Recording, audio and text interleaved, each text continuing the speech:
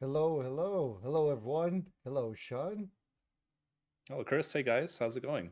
Welcome to this podcast. Does not have an episode or an episode. Sorry, let's Yep, try that again. This opposite. This podcast does not have a name. There we go. Episode 13 you did for it. December. Yes, I did it finally. For December 22nd of 2021. This is the 22nd already. For some reason, Yeah. I thought it was the 21st. My, I don't know what day No. it is anymore. I'm lost. So the 21st is my sister's birthday, and that was yesterday. Then the 23rd, which is tomorrow, is my mom's birthday. So Oh, wow. yeah, I have to be very aware of the dates, obviously. So yes, trust me, it's the 22nd. I promise you, Chris. Yeah, if I actually think of the days, yes, it is. Since I gotta work tomorrow, and then I get 2 days off. Nice. Well, it's Well, I technically would hope. three, so. Yeah, I have to work tomorrow, and then I'm off until the 29th and 30th. I have to work those 2 days, and then I'm off again until the 4th. So, Wow, wow, wow, wee wah. well, our company is not really shutting down, but like it's closed for the holidays essentially. So yeah. Yeah. Anyways, we'll talk more about that in a second. So yeah, I guess we should start as we usually do, Chris, with what we've been up to. So you want to go first? Yeah, I guess. Just doing a little bit more of my Pokemon stuff. I did last night. I think I did another day. I did 2 gyms last night. Only lost one Oh Pokemon. wow, two gyms in one night. That you must have made good progress in your game. They're fairly, I guess, close together in a way, but I lost Sonic. He Oh died what? during he. I was building him up. No. I was building up my Pachirisu for the water gym. I forgot I had a grass type Pokemon already, but I didn't level her up or him up. That was Biolante. And Pachirisu died during the gym, or during the Sorry, who? Crusher Wake, the water gym leader. He died? Pachirisu did. The gym leader died? No, I'm my confused. Pokemon died during the fight against the gym leader. But which one? Crusher Wake, Wait, yeah, who is that? I don't the even know who that is. water gym trainer. He's a big guy who's kind of like water themed, and he wears what almost looks like a luchador mask on his head. No, well, like which Pokemon of yours died? Because like I asked, you said you're Pachirisu, Sonic. Sanic. Okay, that's what I was asking for. I honestly didn't know that was the name of the Pokemon. My knowledge of Pokemon extends To the for the 151. first generation. Then it's kaput. I don't know much Yes, beyond that. I noticed that when I was in your streaming, you referred to Pachirisu as blue Pikachu. Pikachu. Well, it is. I mean, from a design point of view, they're like, hey, you know what would be really popular with the kids is if we designed more Pikachu's, and they had the plusy and minus Plus or minus, whatever whatever. it's Yeah, called. Yeah, that's a Pikachu clone. I'm sorry, it it is. is. And Meryl, Pachirisu is, yes, and so is Pichu and P, who are and then pre-evolutions of Pikachu. Meryl is a water copy of Pikachu, essentially, right? Yeah, it doesn't do lightning, but I know what you mean. Well, It's I'm not. I'm it's talking like it, in terms of the character design. You know, like yeah, I guess. let's make a cute mouse-like Pokemon that looks like Pikachu, Well, except it's there is water. You know? another like mouse type electric Pokemon in the later gens. I just don't remember its name. Okay. And it looks more mouse like than Pikachu. Oh God.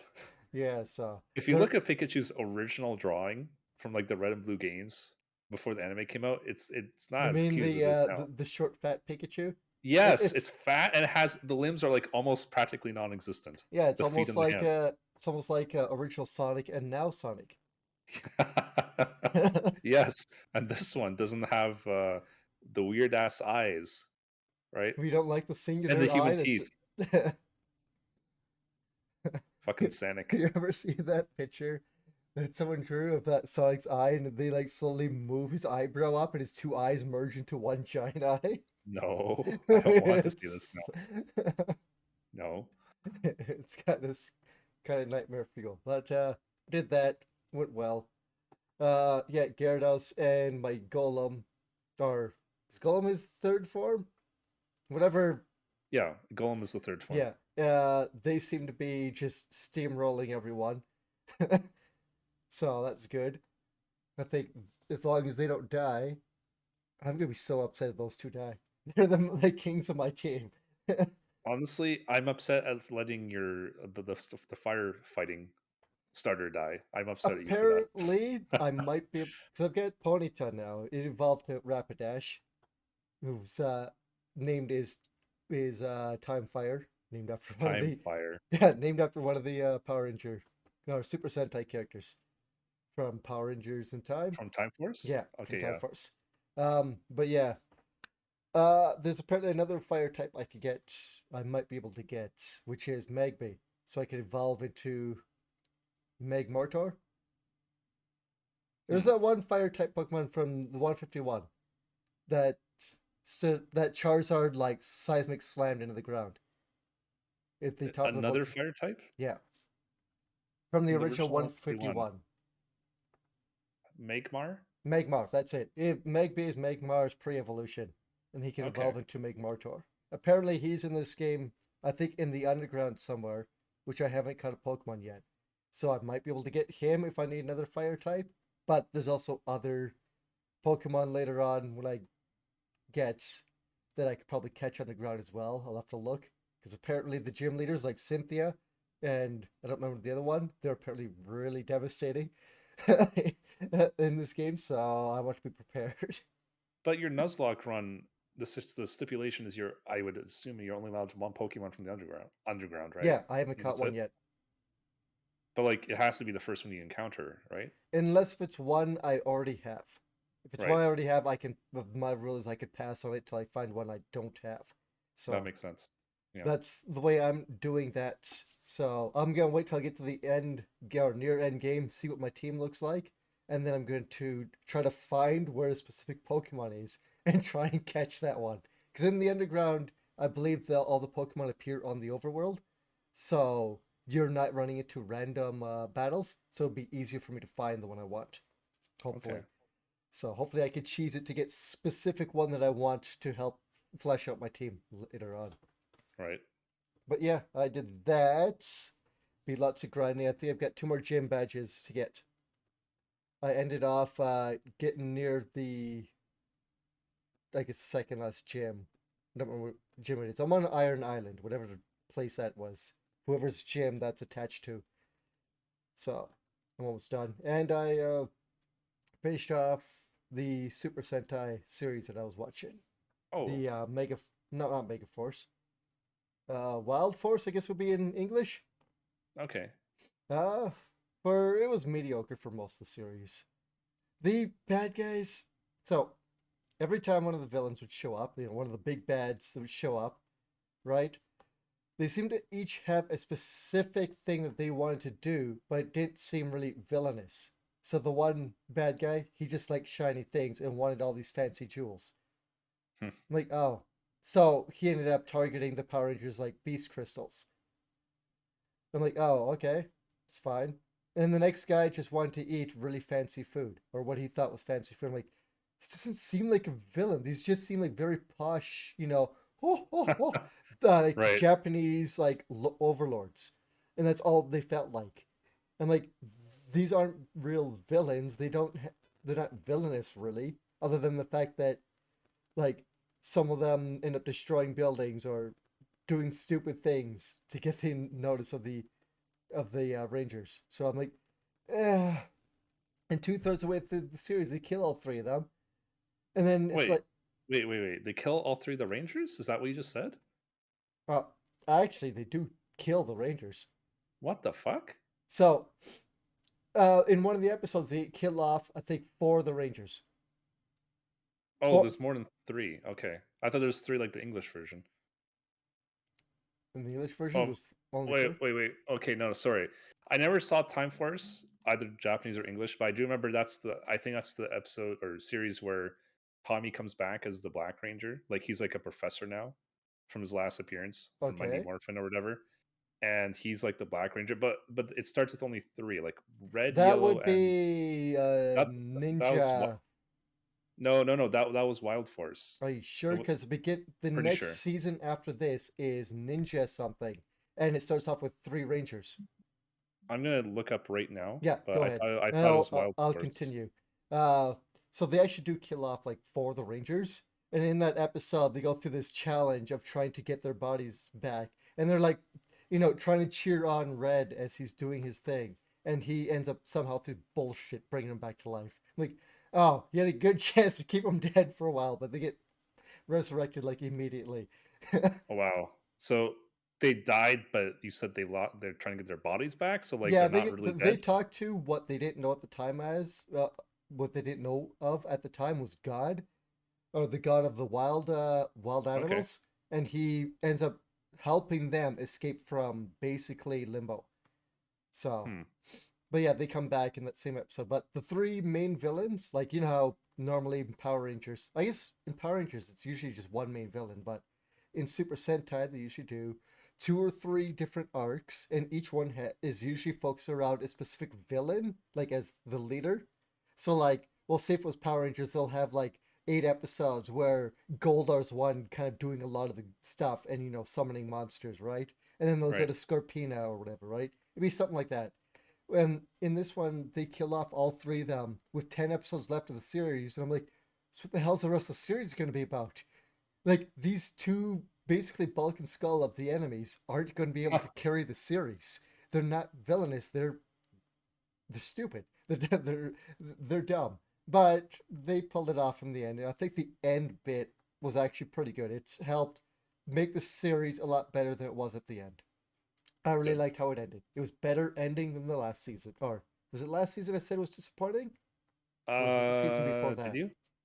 I Anyway, don't it remember. for what was a mediocre series, it ended off pretty good. I liked it. That's good. I looked it up. You're right.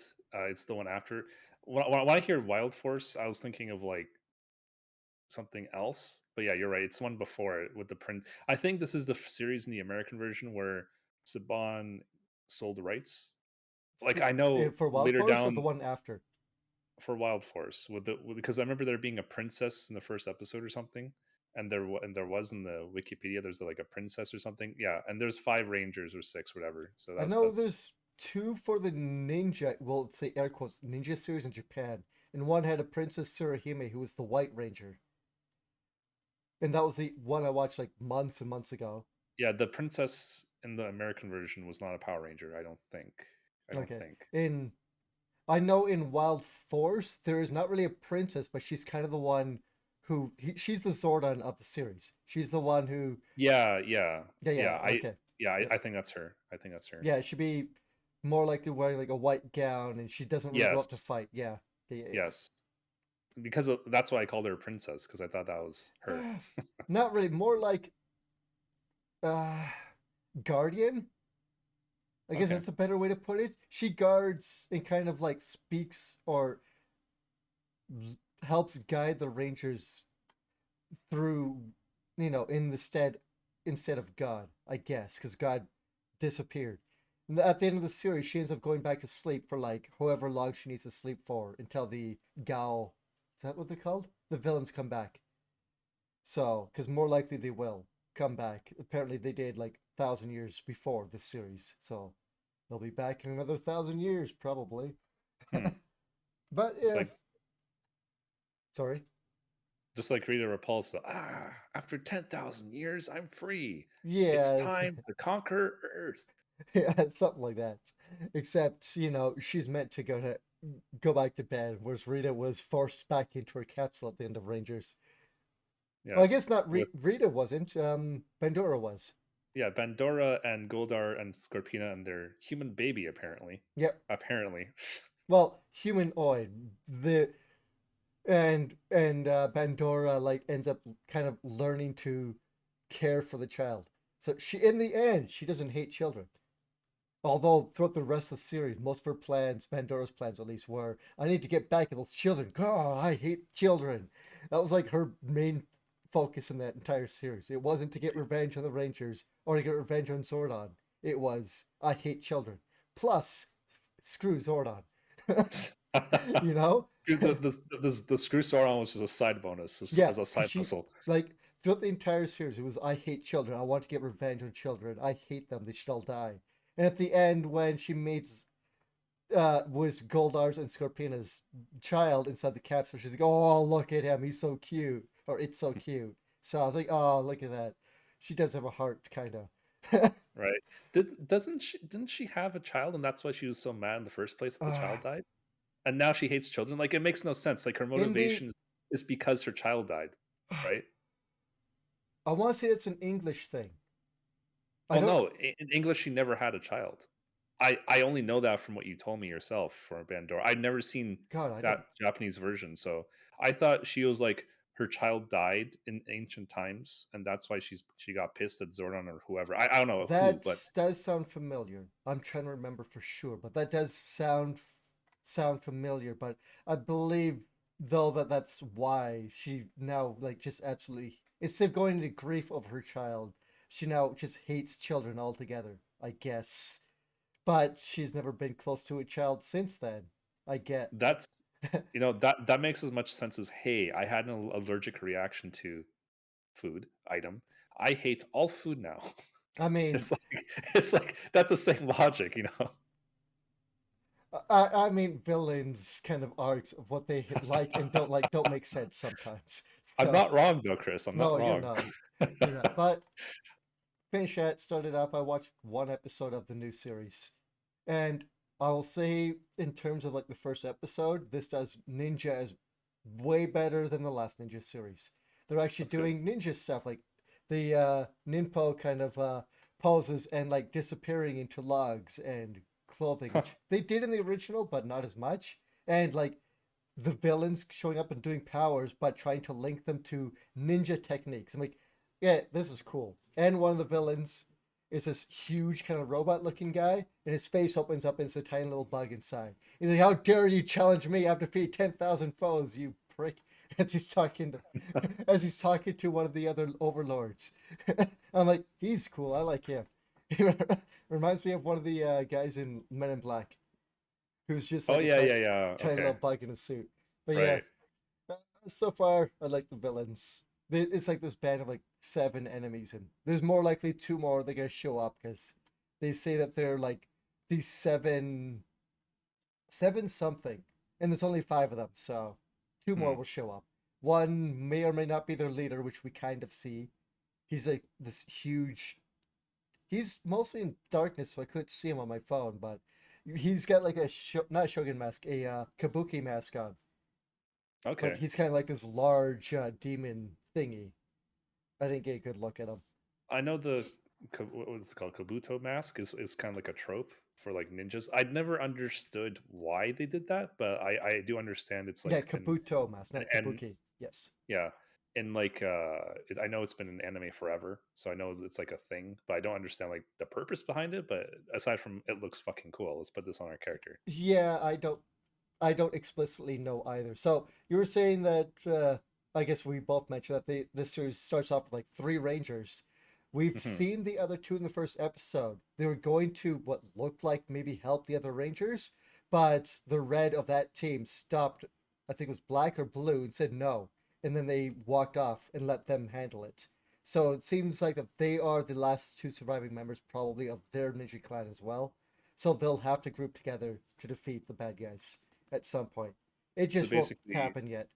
rival Yeah, clans. they were supposed to be having a ninja tournament to see who's going to win because right now their clans are at a tie for who wins this like big ninja clan kind of fight or tournament thing. So they were supposed to have like a fight, and it seems that these kids, the 3 on the one side and at least those 2 on the other, are supposed to be like some of the top students of each one, being as how Okay. they got the ranger armor. So, Hmm. but looks like it could be pretty cool. I'm hoping it continues down, a good path. I don't want it to be crap. I mean, most of the series I think I've said have been mediocre as in like a 5 or 6 out of 10 and up, right? I haven't met one that has just been complete garbage. So Really? Huh. yeah, they've all been just mediocre. I mean, they are meant for children, so you have to kind of go. Well, eventually it's going to go back to the old Power Ranger format, right? But Yeah. most of them for their main stories have been decent. So But yeah, that's pretty much been it. Power Rangers and just a little bit of Pokemon, and a little bit more Oh, Breath of the Wild, which I'm just grinding through that slowly, surely.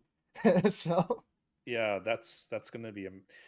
Anyways, yeah, that, yeah, I was I gonna say haven't that's gonna be a major grind, but yeah, yeah, I haven't done any of the real story yet. Think I'm getting close to like the Zoro stuff because I've run into a couple Zoros who are like, you should go see the prince who's waiting for you on this bridge. I'm like, yeah, I'll get to it. And then I walk like I go to another location. They're like, hey, you over there, you should go see the prince. I'm like, I know, stop telling me about it. Like I've met four of them and they keep telling me this. I wish there was a queue that would be, not to have them repeat it, or you could just skip the dialogue if they've talked to you already. Or you if can't um you can't skip. you can mash through it, but in most dialogue choices you usually get a choice to like just go, yeah, I know, right? But like, with these guys you don't. They just start talking to you because they're on a like kind of I want to say race. They're all told by the prince to scatter around Hyrule and go find a Hylian Hmm. to and bring them to that bridge. So every time they see you, they're super excited to see a Hylian. They're like, hey, come here, right? So they're desperate to tell you this. I understand for character why they do it. It's just annoying that I can't be like, yeah, I know, I'm going. So, because I'm doing like the stuff for who was it, Impa, and in my memories. And I think now I can maybe do go there because I've kind of been spreading it out, finding things. So, and I've been trying to like just do some of the stuff to get my hearts Hmm. so that I don't die so easily. But yeah, it's slow moving. I'll probably talk more about it when I actually do more of the story and probably the first dungeon and see if whether or not I get on with how the dungeon design is for the Okay. actual like dungeon beasts or whatever they are. Oh, excuse me. But that's pretty much it for me. And you, what have you been up to? So before I get into that, yeah. Oh, So now, I usually have my chair upright. Like I can have like this, but since my cat is like counterweighting me, now this is like the natural slouch of my chair. So yeah, I'm kind of holding myself up like this, oh, right? you don't have you can't. I could no, I do, right? It's on now, right? But like, see, now she's looking around. She's like, "What are you doing?" Okay, but then if I let it go, You're just kind of be, laying way back. because she's like counterweighting my body weight on the chair because they weren't anticipating a pet to be on there. But anyways, so I was actually up to a lot since last podcast. Hmm. Chris, you'll be happy to know that last Friday and Saturday I spent most of the day just playing Metroid. So Nice. I've seen yeah, you a lot whenever I sign on to my Switch, and if it's not Rob on there, I see you playing Metro. I'm like, oh, so. yeah, it was only those 2 days really. I did like the first couple hours on my TV with a pro controller, and Hmm. it was okay. And then I did the rest of the playthrough on my just on the on dock mode because I'm like, you know what? This is something I need to solve, but eventually. But like the video quality, believe it or not, is better for me on the OLED than it is on my HDMI screen. But this monitor here beside me, it's like a 24 Hmm. inch monitor, Well, and it's like 5 to 10 years old, somewhere in that range. So yeah. let's say 7.5. So obviously it's not going to look as good. And the sound issue is like generally when I'm on this monitor, I have a gaming headset on, like not this one, like a separate one. Hmm. But as I don't know how I would do a headset on the Switch. I know you could put there's a headphone jack. I'm not looking for that. I'm looking for a headset. I have no idea because there's no Bluetooth or physical option to connect it as far as I can see There, on the Switch. I think there may be an update that you can do Bluetooth now headphones on the Switch, but I don't know for sure. It would have been something they released recently when the old Edge came out. So look it So up, right, maybe. these can be wireless. They're in wireless mode right now, but this is more for PC. This is like there's like a USB and there's like a dock and it has like a little receiver I Hmm. put into the Hmm. dock, and then it's just Wi-Fi. I think between the two. My console headset is specifically for Xbox, so it uses some. I think it's still Wi-Fi. I don't. Maybe it is Bluetooth. So maybe I could hook up. I haven't tried, Hmm. but I'll The I'll look into the Yeah, options better. the if anything, the Xbox ones will just if you have. I know you don't, but if you had a PlayStation one, it probably won't because PlayStation's kind of. doesn't want to play with other things in Hmm. general. Whereas Nintendo and Xbox stuff, at least nowadays, seem to work a lot better. Obviously, the Xbox stuff works with PC. And you're talking about how it looks better on in handheld mode.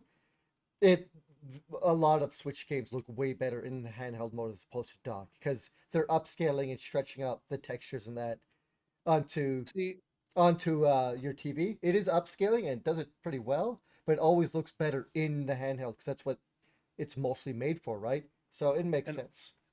see, I know that. I know it was stretched and whatever, Yeah, but whatever their upscaling is, it doesn't quite, from what I've heard from other people, doesn't quite look so good. And you can mhm. definitely see in certain games some more jaggies than you would, as opposed to the handheld versions. And And oh, sorry, I was gonna say, I think though in docked you might get sometimes better performance out of it because it's not having to turn on the screen and keep the screen turned on. So, do you want better performance in certain games, or do you want to look better?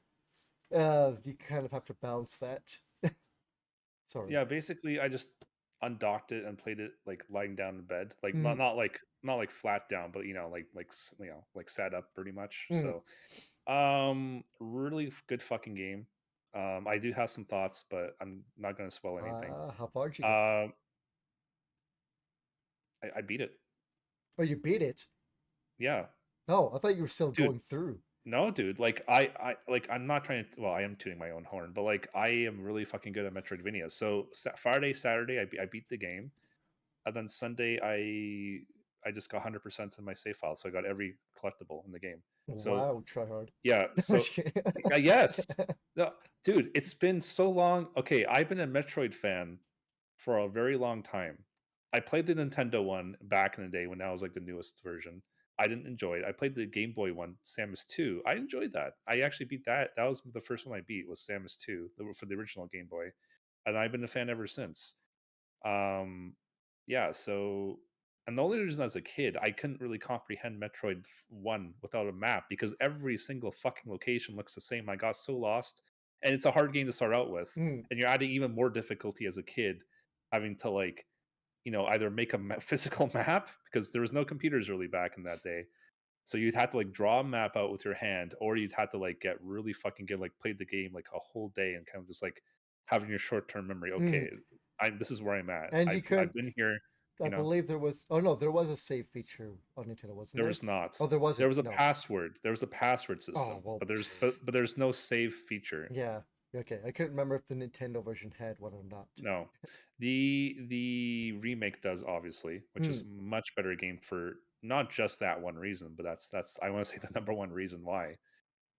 Anyways, so um, to answer your question, it took me 8 hours to beat the game, and it took me let's say about 2.5 more to get the rest of the items. So I beat the game at 49% items collected, and then I beat the game again at 100%. So generally, a lot of Metroid games, once you get 100%, there's an additional scene or two at the ending, but not this one. So I Not. was a little disappointed by that. Yeah, I think there Um, might be like some. At the end where they kind of show you a splash screen of whatever yes, game. I think that's all it is. Is a couple other small. Either you get them all, or you have to go through the game and get different endings. But it's just like a little image saying, "Hey, look, game," or whatever. It's not yeah, much. I was about to actually comment on that. Oh, okay. Shit, I lost my train of thought now. What was the Sorry. last thing I said? What was You're the last thing talking I said? about your ending? Oh no, beat the game, you get the one ending, and then Oh yeah, yeah, 49%. So that yeah. was with me taking my time. And I re- I s- I went li- I'm like, "Oh, I got like the worst ending." How fast because this is a thing for every Metroid game. It's like, you know, and this look, don't shoot the messenger. If you're going to blame anyone for what I'm about to say, blame Nintendo, but the faster you beat the game, the more clothes Samus takes off. And that's been a thing ever since the first Metroid game. But you also get a different ending screen with like, it's if you get the worst ending, she's like in her full power suit. If you get a better ending, she's like without a helmet on. If you get the best ending, she's in her like bikini, which is like the thing that she was in before Zero Suit Samus was the canon thing Hmm. she had underneath her suit. Like if you died in Metroid in Super Metroid, she has like her black bikini on. the zero suit thing wasn't a thing until the remake of the first game. Yeah. So this little tidbit of information, but yeah. So apparently in the normal version, oh by the way, hard unlocks once you beat normal. I'll play up through that on stream at some point. But Yeah. again, there's I something about to bring up. So normal mode, if you beat it under 8 hours, you get the second ending, like the second reveal. And if you beat it under 4 hours, that's the best possible reveal in terms of the endings. Same thing for hard mode. You beat the game, you get one. Beat it under 8, you get two. Beat it under 4, you get three. So yeah, after I beat the game the first time, like, oh, I'm like 8 hours and like 16 minutes. Let me try to optimize my time. And from my save point, I beat the game like 3 more times in a row, and the closest I could get was like 8 hours and 2 minutes. I'm like, son of a bitch. I'm like, if I had spent a little less time exploring, I could have got the second ending. But oh well. So I'll have to go back. And there's also pictures that unlock. So there's 8 areas or nine. There's 8 areas in the game total, and well, with collectibles there's nine technically, the Mm, last area, but that doesn't count. So there's 8 areas where there are collectibles, and if you 100% and collect all the items in one area, you unlock a kind of like a picture in the main menu as well. So I got all those unlocked. Yeah, a really good fucking game. I had to think about it still, if it's my favorite Metro game or not. Probably not, but it's definitely up there. So someone who's played all the games so far, my initial thoughts were, holy shit, does everything, including normal enemies, because remember, I'm playing normal mode, not hard mode, mm. because you have to unlock hard mode. Holy shit, does everything do a fuck ton of damage to you, bosses and regular enemies. But at the same time, holy shit, it's never been easier to get a huge chunk of your health back. You just fucking melee counter an enemy, shoot once, and you get like fucking 150 energy back or something ridiculous like that, you know? Yeah. You're So it's kind rewarded of like, for the counters. it's so strange to have a Metroid game where like it feels like you're a glass cannon essentially. Like you can do a fuck ton of damage and get energy quickly, but you also take a lot of damage. So you know what I mean? It's really weird. Like it's not really a positive or negative. It just feels weird to Yeah, have that. the balance is different from some of the other games, at least according to you, from what you remember from the other games. Yeah. Yeah. I have a lot of thoughts, but I don't want to spoil. So I'm trying to kind of slow down and like pick my thoughts carefully here. So Nintendo has officially said, this is not a spoiler, by the way. I guarantee it's not. But Nintendo has said that this game is the last, not the last Metroid game in general, but the last Metroid game in terms of this concludes Samus's storyline that started with the very first Metroid game for Nintendo. So apparently, yeah, it goes Metroid Nintendo, Metroid 2 Return of Samus for Game Boy originally, then Super Metroid for Super Nintendo, then Metroid Fusion for Game Boy Advance, and now we finally have Metroid Dread for the Switch. So yeah, she's been through on 5 games on 5 different consoles, and this is the end of that story specifically. But it's that's not really a big deal because we have some excellent stories in like Prime 1, 2, and 3. Those were really, I didn't play 3 because I And didn't have a Wii. 4 is supposed to come out eventually. Yeah, yeah. 4 is in development apparently, and I hope they release 1, 2, and 3 at some point. Oh, so Again, do I. I want to play. I want to play those. I don't want to yeah. spend however much they're asking online for them. I haven't played Other M. I have it, but again, no Wii. So You I could. haven't played that. Apparently, it's a bad story, which I believe, but it's still a game. It's still a Metro game. It's still a playable Metro game. Mm, So that's all I'm trying to say here. It's yeah, like, yeah, yeah. yeah, it's the end of her story in terms of what started like in 1987 or eight, I think 88. I forget when Metroid One came out. But yeah, this is the end of her story, and I'm not sure how I feel about it. Again, I can't say more than that without spoiling, but I'm assuming you beat the game, Chris, right? Yeah, I beat the game. Yeah. That So sorry, go ahead. I was gonna say, man, that ending section, the run back to the ship, which isn't a Yeah, spoiler because you do that in a lot every of game them. has it. But Yeah. holy, I love that one. I love that Mhm. run. What you get from that is just so OP and powerful. It's just Yes. holy crap. To be fair, I feel most of the like I've been Metroid games have that.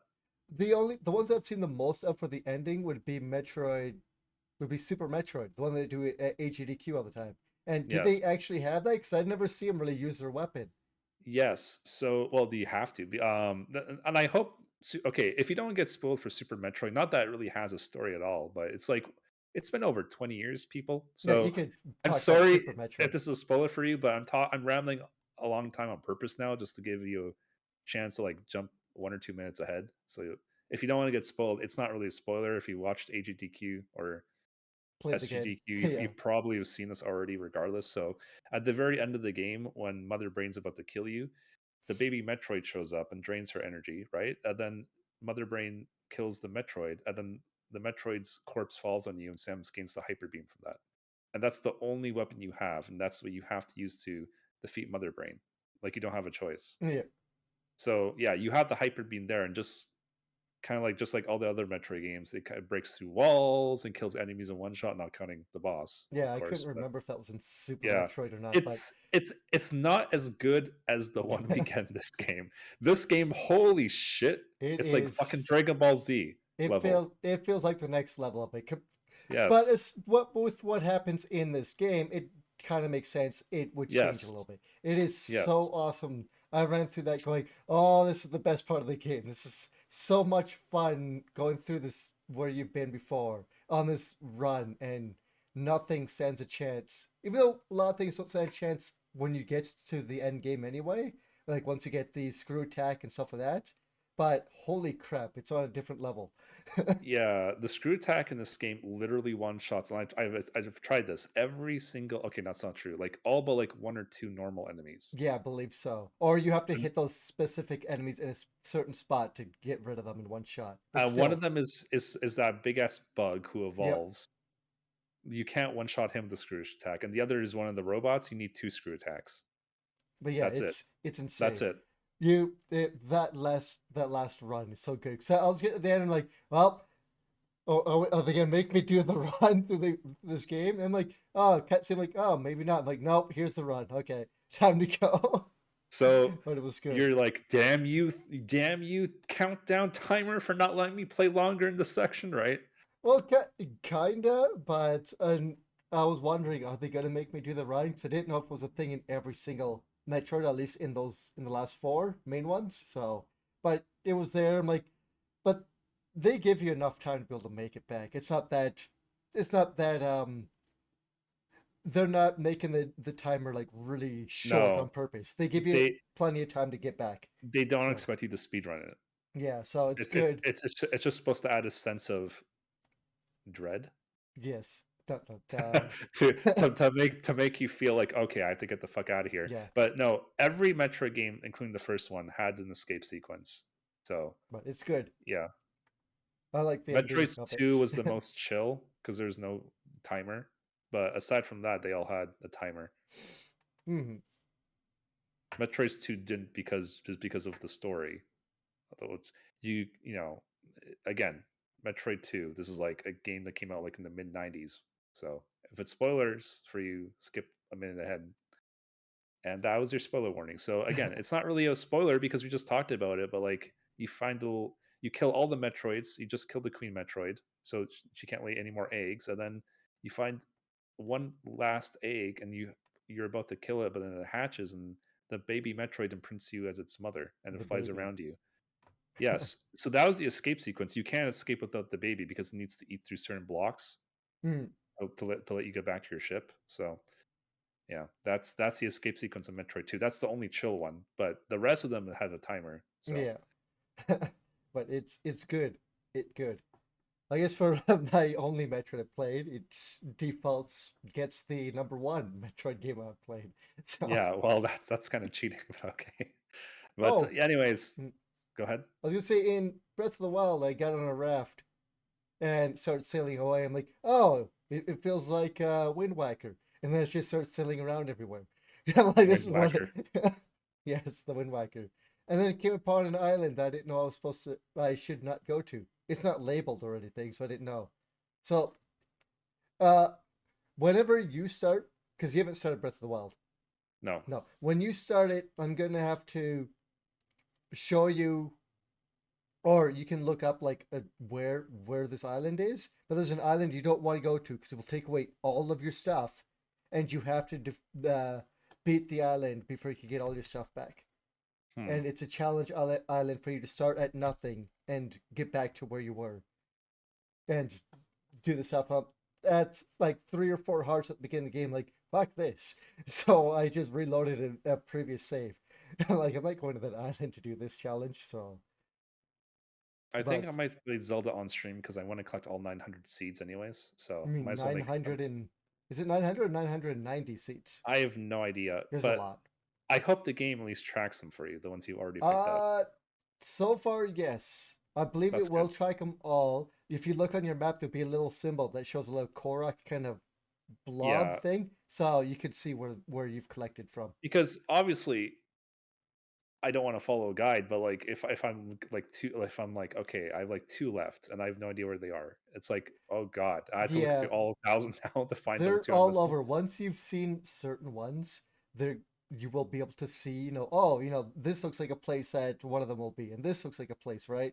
So there'll be certain ones like that. It's like, but certain ones are gonna be hard for you to find. Like, oh, pick up this rock, and you might find one. It's like, oh, fuck off. Yeah, that's You pick up a know? random rock. And Yeah. I didn't know that they existed under rocks until I picked up a random one to go throw at something, and a Korok popped. I'm like, the hell are you doing that? Why are you under there? And That's not you a place and for a for, seed. for for all the upgrades for your backpacks and stuff like that, you only need about half of them. So I believe Hmm, it's half. It's like 400 and something. So really the rest are there just to say you've done them. right. So yeah, going back to what I said, I'm very happy Metroid Dread was my first Switch game I played slash completed. So pretty happy with that. I'll come back to it at some point to do normal then hard mode again eventually. Hmm. Um, I'm not ready yeah, for hard. Fuck that. yeah, I beat it as I said. Like I beat the game 49% of items in 8 hours. I thought that was pretty good, and I Yeah, took my it's time. I wasn't rushing it. The Emmys in the game, uh, kind of cheap, but mm, the game specifically tells you, and it's true that they are nearly impossible to counter. So I'm like, okay, I won't try to like counter it by seeing it just like every other enemy in the game. You have to like anticipate. You mm. have to like know when they're about to attack from having been killed by them before. So yeah, I was actually countering the enemies quite often. So there was one time I'm like, I don't know where I should go, and the enemy caught me like 4 times in a row, and I kept countering. I'm like, okay, I guess I'm alive. Let Yeah, me keep exploring. sometimes the timing is just off, and one person in my stream was saying, "Don't look for the flash of light, but Oh, listen to the noise." I'm like, I could barely hear the noise when it happens. I never So even did that. I just anticipated it from previous experience. Like the second time the enemy ever caught me, I already counterattacked it. yeah, sometimes the timing is a little off. Like I've had them like how if they'll sit there with the thing with their arm up, and then it will open up, and then it'll shoot out. The timing of all those are sometimes different. So I've Yes, had open up and they shoot like a second later, and other yes. times their hand will open up, and then you wait 3 or 4 seconds, and then it shoots. I'm like, I can't get this timing right for any of these guys. I'm like, screw. I'm really awful with that, but I'm also bad with like countering in a lot of games, like fighting games and stuff like that. Like my Twitch reactions on that are bad. So in general, the MEs bother me on trying to get that. Not that they're The bad, I just find them to be meh, you know. the what was I gonna say? Shit. MEs? Counter? Timing? I'm just throwing out words here to help you. Oh, now I remember. So they have like 3 or 4 different animations, Hmm. and both counters are tied to the same animation. So as long as you're like, oh, okay, it's this one, but I didn't die often enough to them to kind of learn them. I just noticed that something, and there's one that's underwater, and that timing is way fucking off. It's like that one I couldn't counter at all, the underwater Emmy, because I'm like, okay, he's super slow. Yeah, that Like one seems. the animations are the same speed, but the countering is like It it's feels different, a you lot know? slower because you're Yeah. underwater. Maybe they want that effect, but it feels way off Yeah, than the so other that one ones. killed me every fucking single time. That one specifically. So I didn't stand a chance against that one, but yeah, there's this one underwater section where there's some new power-ups as there are in most Metro games. Most of them are pretty cool. I didn't like the fact that in this game the super missile is just a replacement for the missile. Hmm. I did not like that Yeah, I because wasn't sure if that was what it was in the other games. no, well, the super missile is supposed to be its own separate ammunition, and like basically a super missile it does 5 times the damage of a missile. Mm, That's what's supposed to be, and it opens its own doors, which is typically green. At least they were in Super Metroid. yep. Um, so I was a little disappointed by that. One of the power ups seems to have been a waste of time. It's just like a double jump, but it's the second you get space jump, you have like infinite double jumps. So it's like kind of like I don't see what the point of this like Yeah, mid don't you tier get upgrade the was. double jump like fairly late or fairly close-ish to the space jump? Not quite, Yeah, but I felt that yeah, you got you the do. double jump pretty late compared to the other stuff because you go through like fire and the water and that, and then near the end of the water you finally get double jumps. Like this is really late. I could have used it sooner. One really cool section that they never did in the Metro game was, well, underwater, but like underwater specifically after you get the space jump, which as long as you time it correctly and you're doing a flip jump with Samus, you can do infinite jumps. But the game tells you, hey, you can't underwater specifically, you can't gain height with the infinite jumps. You can maintain your height if you time it Hmm. correctly, but you can't gain height specifically. That's a game mechanic. So there's a lot of underwater sections where you had to use that mechanic. That's never been done in the Metro game. That was fucking cool. I enjoyed that.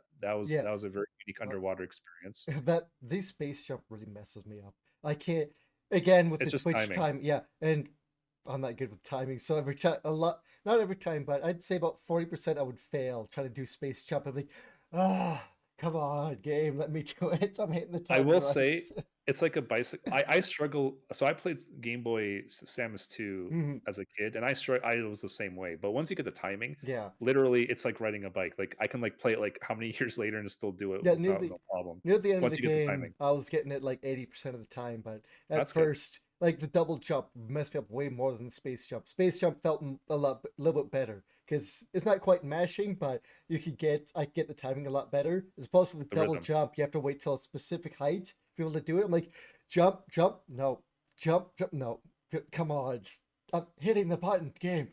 Just give it to Mhm. me. Oh, make the window a little bit bigger for me, please. it's so.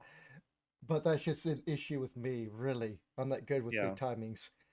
So it's interesting because like the ice beam used to be like an upgrade for a beam, but ever since Hmm. fusion, when you get Metroid DNA, they're like, oh, you can't use ice beam now. So they're like, in fusion, it was a whole storyline thing. They're like, how? So we need the ice beam, but you can't use the ice beam. So how the hell do we get around this? And then I think Adam in Fusion comes up with the idea, hey, why don't we just instead of attaching it to your beam, attach it to your missiles?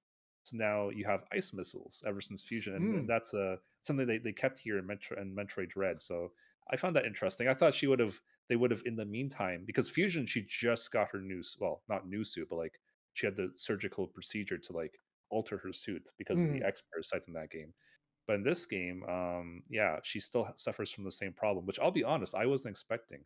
I know she still has Metroid DNA, but I thought they would have found some workaround with her suit because I know her suit's intrinsically tied to her like body slash DNA, whatever. But like I thought they would have had some time to work on a solution, but no. So you're still stuck with ice missiles. Mm. So that I know that it's okay, but yeah, missiles in this game, like it seems to be a trend. Every Metroid game that comes out, it seems like missiles become Excuse me. more of a streamlined weapon. It's like almost your main weapon once you have enough of them, because you just get them back so easily from countering. Like I said In before, this once you game, counter, yeah. you get like all your missiles back essentially, assuming you can like run out. Yeah, in this So game, you get tons of health and missiles from counter, so your beam doesn't become like your main one almost.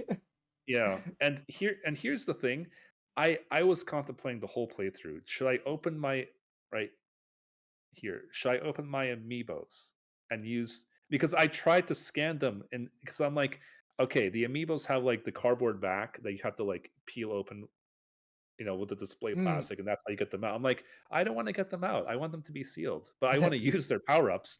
So I was like, I was going back and forth, and by the time I didn't even make a decision, I'm like, oh, the game's finished. Okay, well, Well, and okay. so you're wondering, like, how far away do these have to be away from the Switch to scan the Yes, amiibo?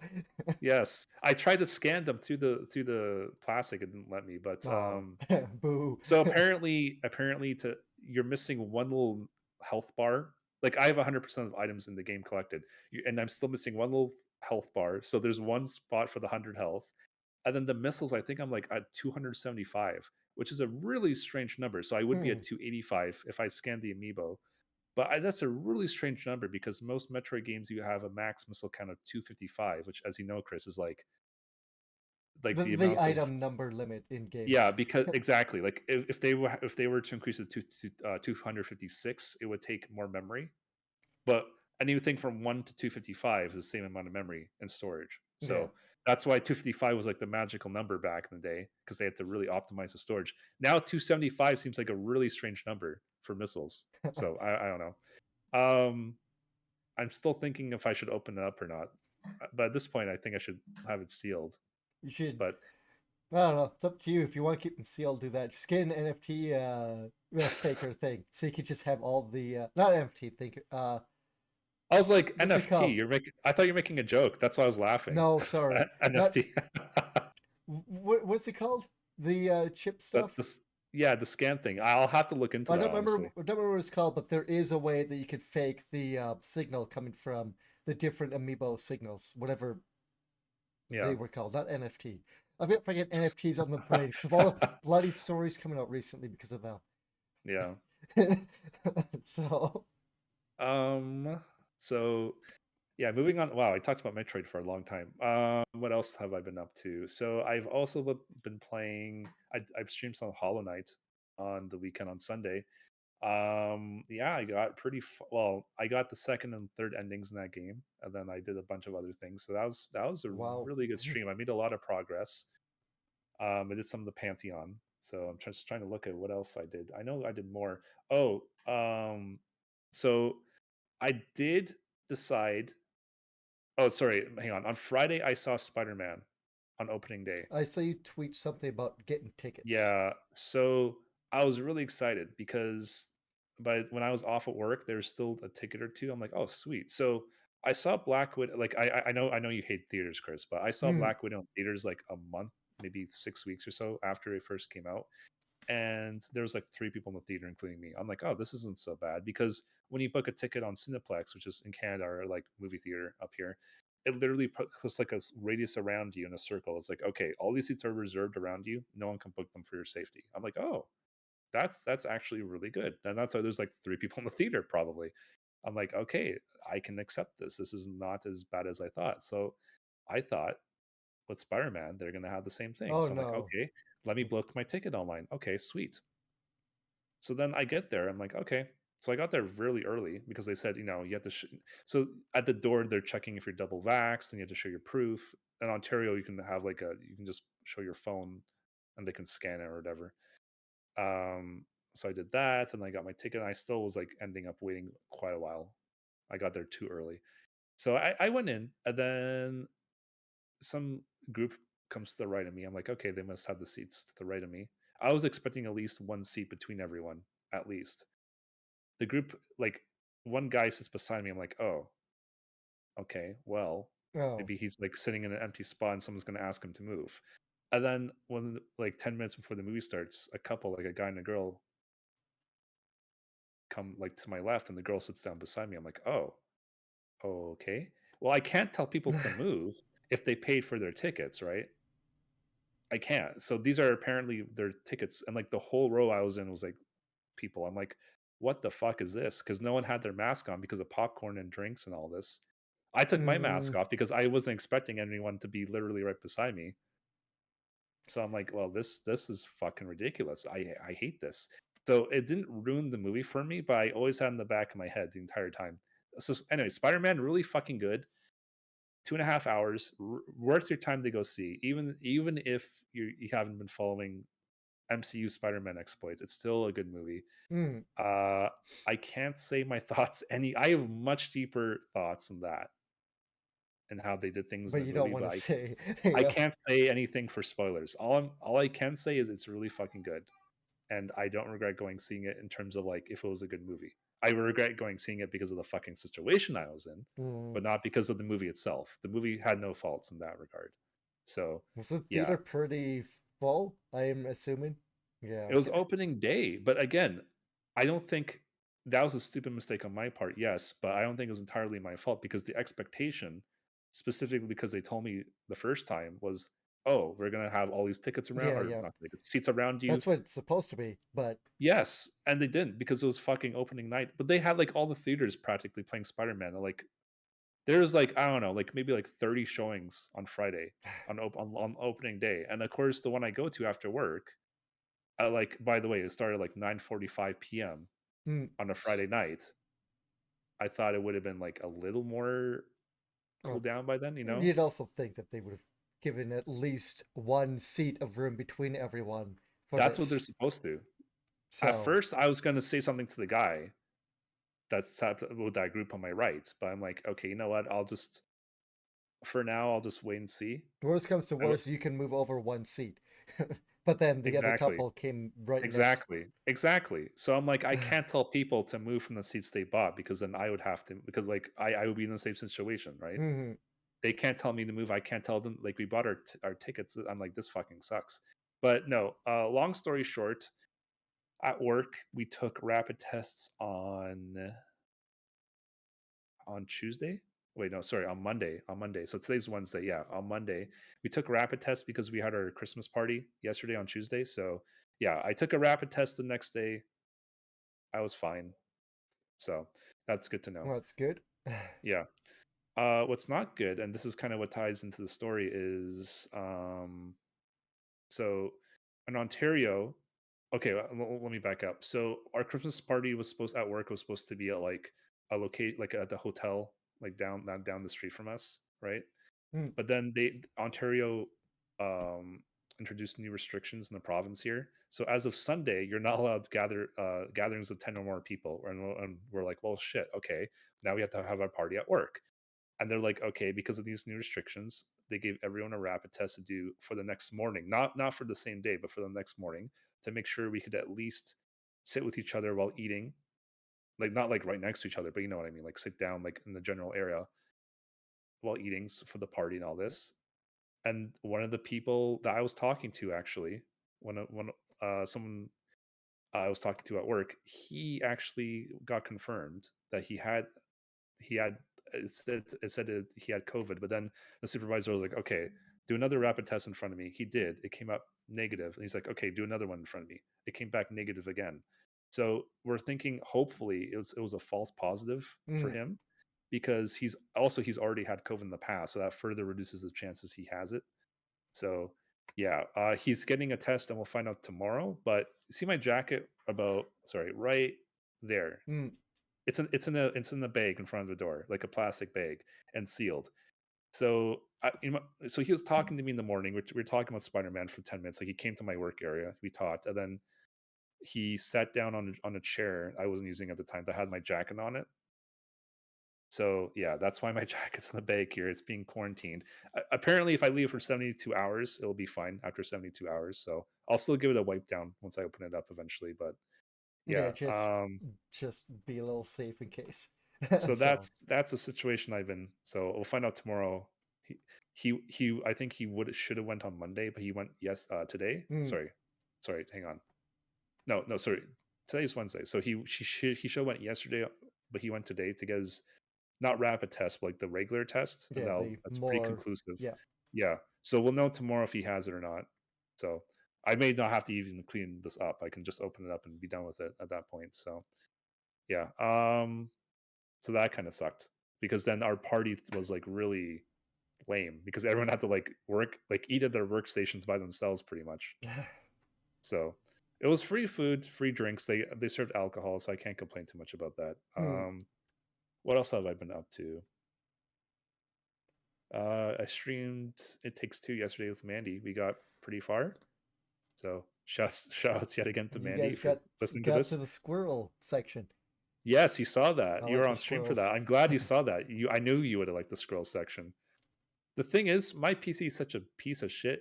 It doesn't run that game. It's not a graphically intensive game, but my laptop's like from Mm. 2013, so it's like I think almost a decade, and it I runs think like shit. in terms of mechanics from all the ones I've seen in that game, that section has my favorite mechanics is because you two are actually working together Yep. to take care of the situation. One shooting explosive goop everywhere, or I guess explosive honey, I guess we'll say, and the other person has a basically grenade launcher type weapon that can I'm explode not the goop. sure.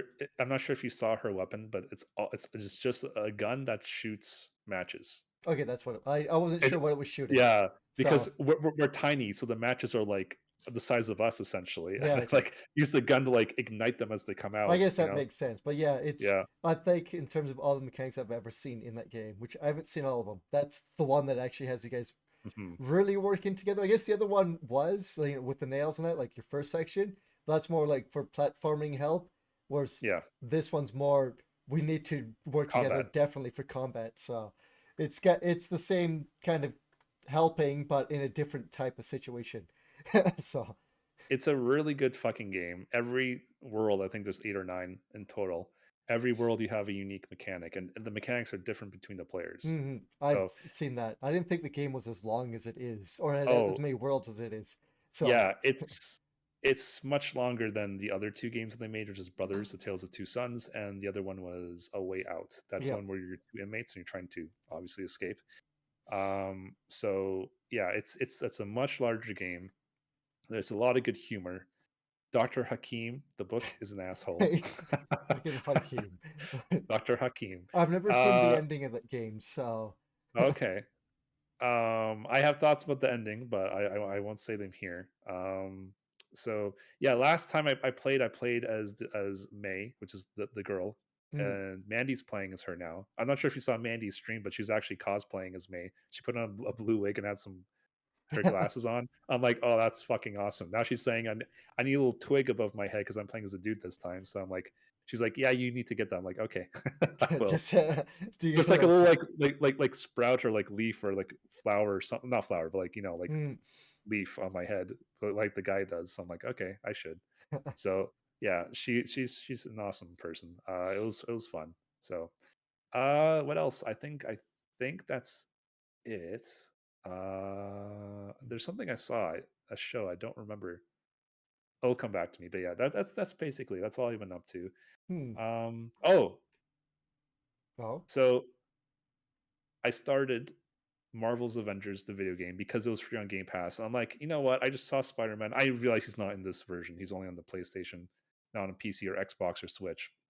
But I'm like, you know what? It's why not? It's free and it's whatever. So I had the urge. I don't regret starting it. I'm like, oh, this is actually a really well for single player. The campaign.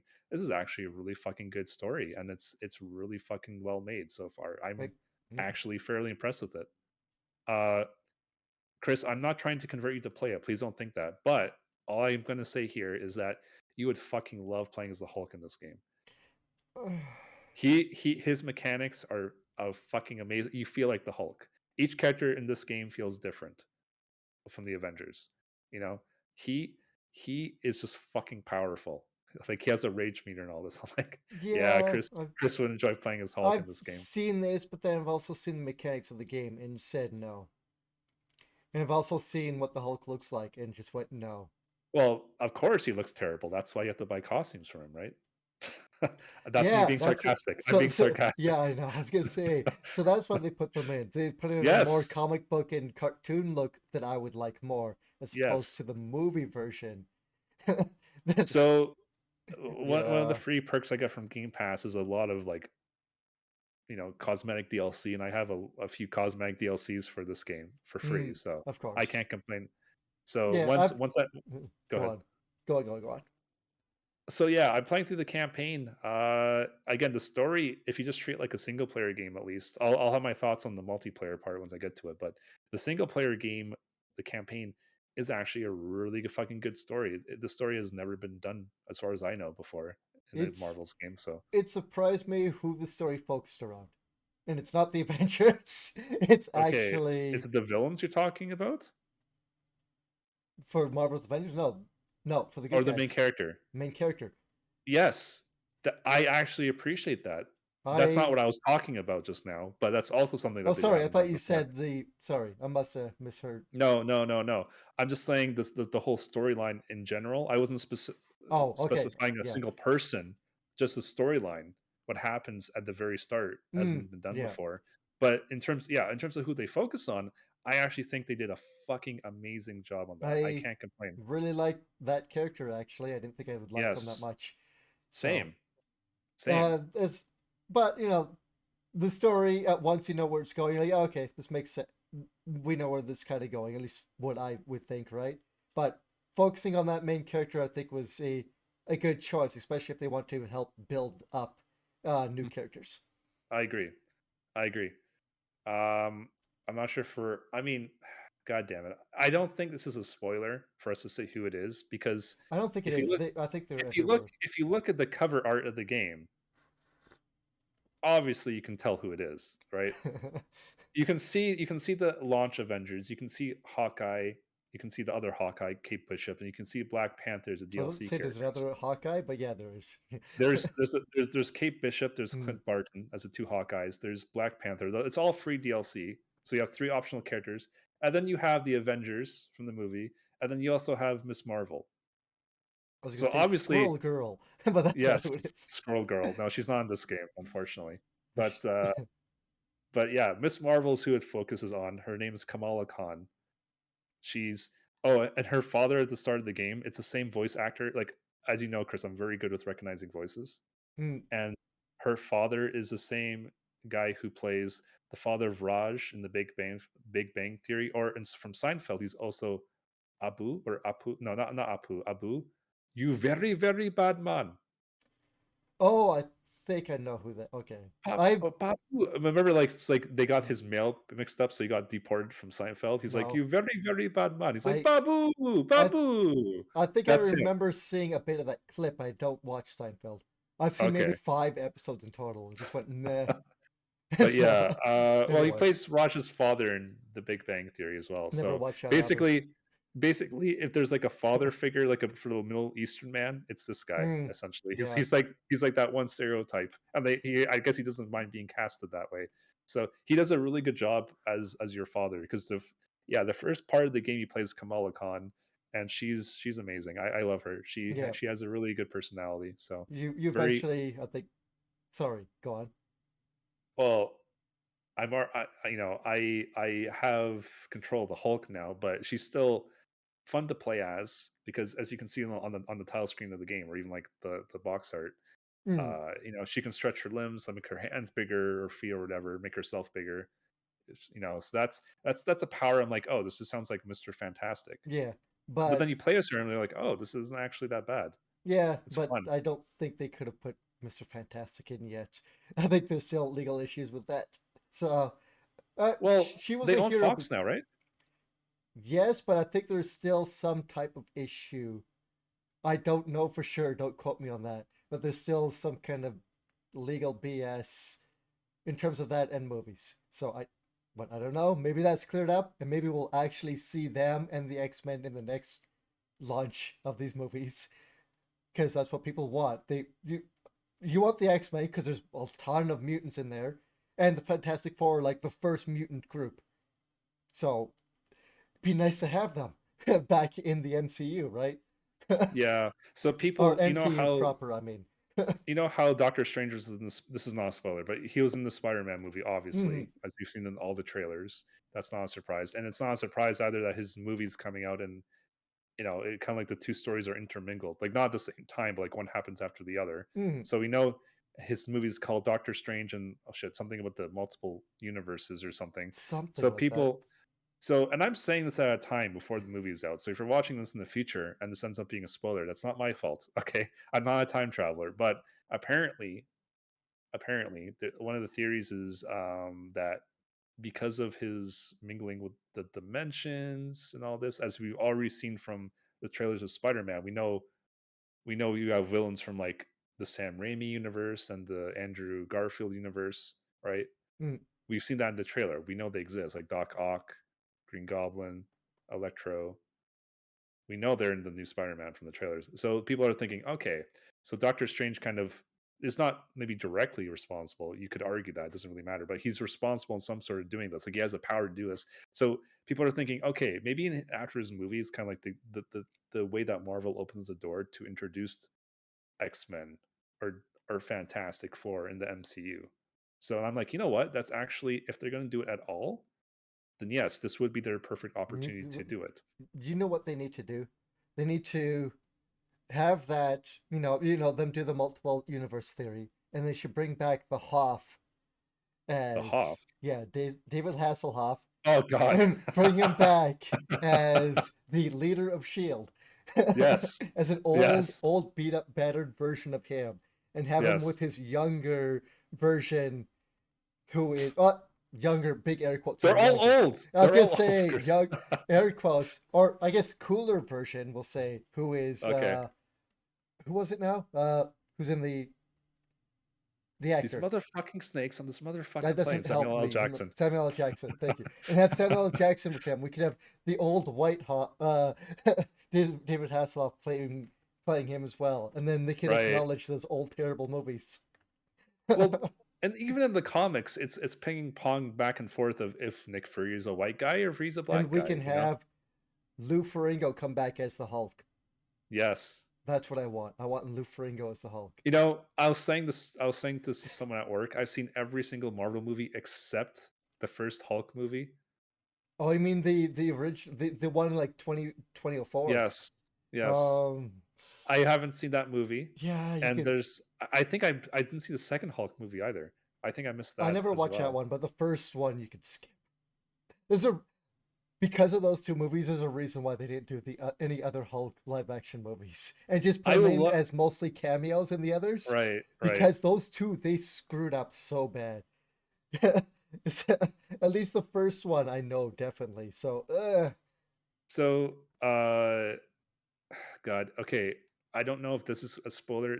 There's an after credit scene in Shang-Chi and the Legend of the Ten Rings. okay, as there is a Basically, lot of these. So this isn't relevant to the actual. It's not okay. Now that I think about it, it's not a spoiler, but still, if you don't want to know the fun little scene that happens at the end of Shang-Chi, if you haven't seen that yet, skip a minute ahead. I won't be talking about for more than 60 seconds here, starting now.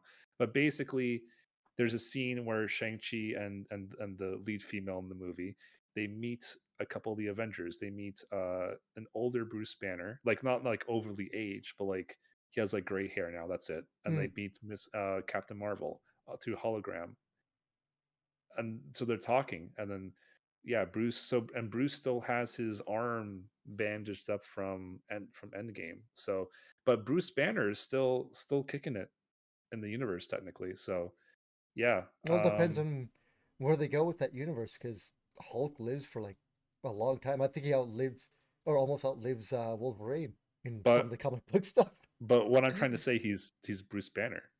Like in the whole movie, he was the Hulk. Remember, Yeah, like powered down. yeah, I know he's now Banner again. Well, Because I haven't watched those movies, so I don't yeah. know.